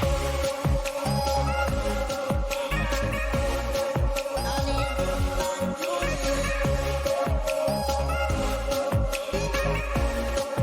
I need a girl like you.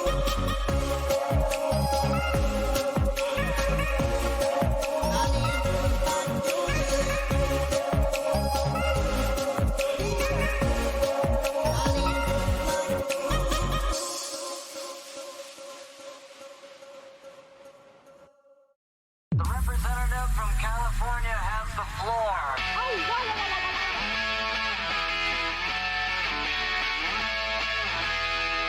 On holiday.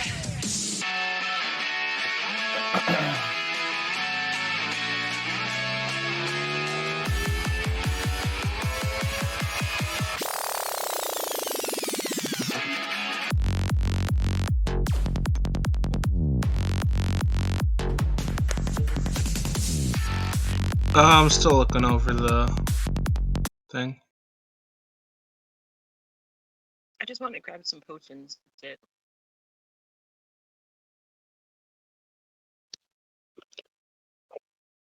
But I don't see how much potion. Oh God. I'll just take one potion then.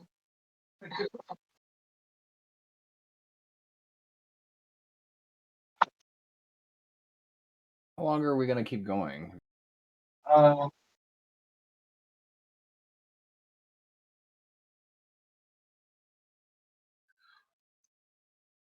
Would I need proficiency with these tools to use them?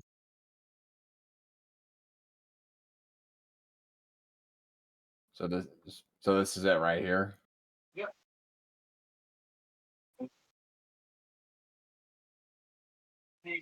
Um,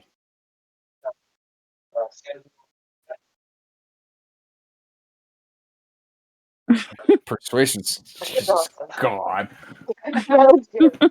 Gangster.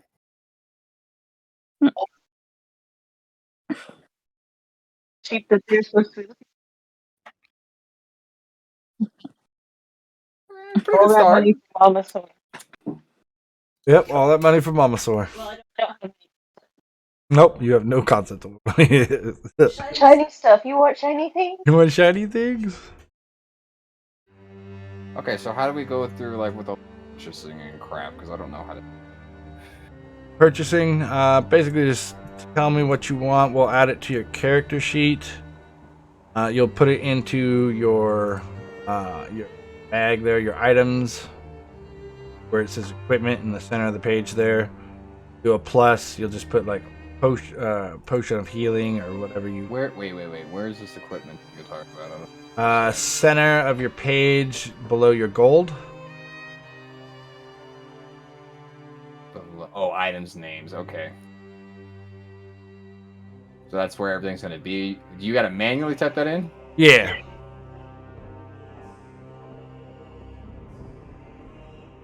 How do I only have 30 gold? You should have more than that. Everybody should have started with what did I say? 130. That was what I got. I thought it was gonna be like 80. No, with 80? I said some. Said a number at session 0 that everybody was going to start with. I think it was 130.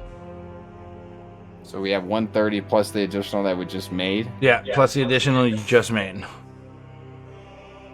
Which is enough to buy a small plot of land and a farm if you want, technically. That's a lot of money. No. So I gotta change this. So how much gold did we get? So we're at.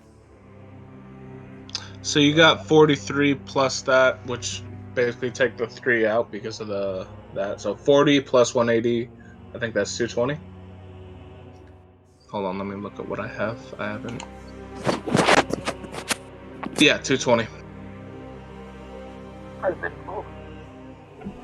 It's enough to buy a nice little house and a small plot of land. You could get some sheep on.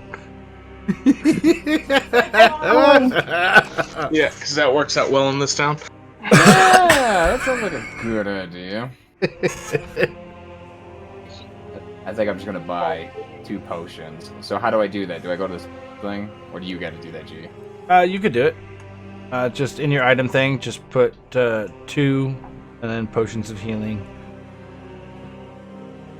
You can add it into attacks and spell casting to where it counts as heal, I believe. Oh.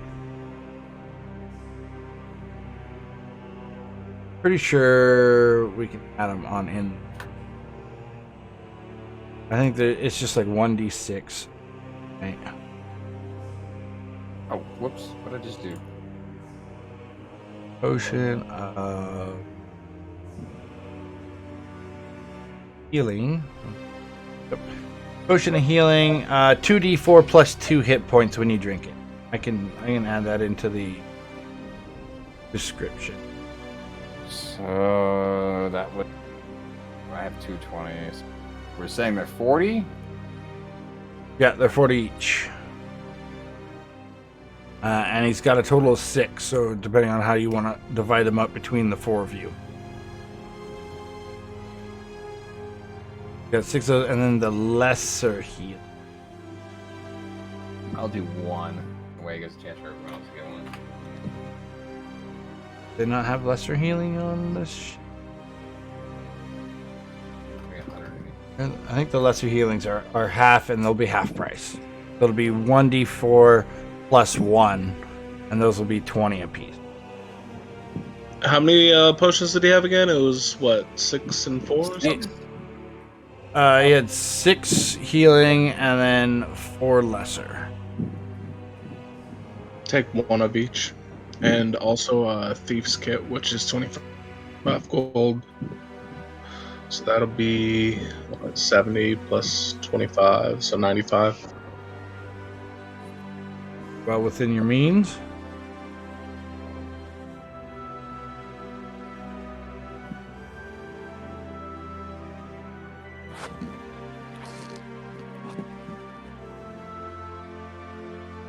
I'm done. Done? And you're back up to your 50 bullets as well. Everybody's back up to their grit and spell slots. I don't think anybody even used a spell slot. You all used cantrips and arrows and bullets. I used one, but it got back when we did our it got rest. back when you did that rest with the kobolds there. I used Detect Magic, which did nothing. Yeah, it wasn't very magical. They were all pretty weak. They all had daggers and slings. The winged one had a sword. Wasn't like a sword. You guys would have nuked him anyway in like a turn or two. Alright, so I'm down to 125 now, and I've already added the items. Alright. Yeah, I'm 180, and I added the 1 health potion.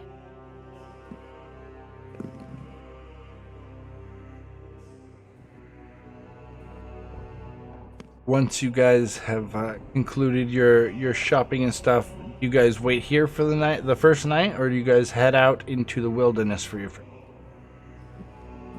I say we wait here. What time is it? It's probably about 5-6 o'clock in the afternoon, getting towards night. Just wait here. I don't know what's in the Leave in the morning. Leave in the morning. So my character wants me these drinks called beer. Called beer. Never give them the. Okay. Go ahead. Back at the Grove, you got these things called fermented berry juice. It seems pretty similar. Go ahead and give me a Constitution check. It smells kind of similar, that fermenty smell. You guys stay here at the Tavern Inn for the rest of the night, partying with your new friend Almathea, who is giving you guys a ginormous sum of money to come help her figure out what is going on with her grove. 14 for your first beer. Yep, it's not bad. It tastes just like that fermented berry juice, a little more bitter, not as sweet as the fermented berry juice from the Grove, but you feel tipsy after 1 and 2. If you go any further, you'll have to do more Constitution saves, but I mean, yeah, she's pretty loopy. You guys, yeah. And you guys notice that at the end of the night, she takes out another bag of gold that you guys didn't notice before, and gives one to the gnome, who seems ecstatic that she's just given him an entire piece of gold for a few drinks and a room for the night. But all the things in her bag are all just shiny pieces of gold. It doesn't look like she got any silver or copper. This chick loaded for being just someone who lived out in the forest forever. But as you guys notice this, to the end of the night comes, you guys stay here at the inn, or you guys wander off back to your own homes, tell everybody, see you in the morning. You guys clock out, basically. I head over to whatever camp I'm staying in. Alright. I'm gonna say you guys have lived here long enough. You guys have been, you guys have pretty much each got your own little, like, one-room apartment, unless you think your character would not stand for a one-room apartment and something bigger. No. I'm simple. So everybody just heads on back to their homes. Anyone want to describe what they do when they get home? Any hidden secrets you want to keep from the parties, or shall we just end it for the night here? Just end it for the night here. For the night here? Alright. So as it fades off, Almathea, being a little tipsy, heading up the stairs towards her inn, he thanks you guys for the help and says, well, I guess we'll meet back here in the morning? As she heads onto the stairs and you guys exit your own perspective corners of the town and rest for the night. And so ends Session 1 of the Legends of Aratol. Meeting of the party. Yay! Yay! That was fun. Those persuasion skills. It's pretty good. Legendary. You'll go, baby. Legendary. That was a pretty funny way to handle the encounter, I must say. Watching games with watch along here on Super. I loved it. And I hope for many more funny shenanigans from the group. I think. No, we just let Bobby D walk in the room. Go ahead, persuade. Persuade away. I think we're gonna go ahead and raid out to Kitty Killjoy here, and shut down stream.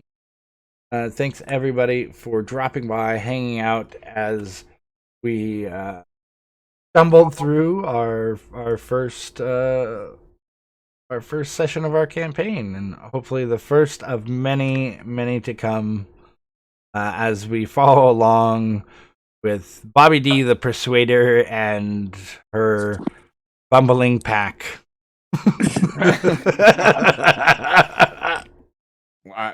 I'm just a bumbling person. I don't know. Crust is doing just fine. I just can't. All right. Yeah, Nightlock and I are basically running around bumping into things here. Hey. I'm getting smacked over the head.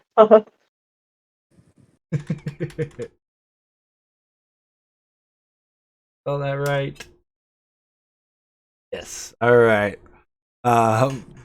See you guys tomorrow. I will be doing some Elden Ring, and then next Friday, unless we want to reconvene for another D&D, I think I'm going to be doing a cooking stream. So at some point next week, we will do the dinner dice.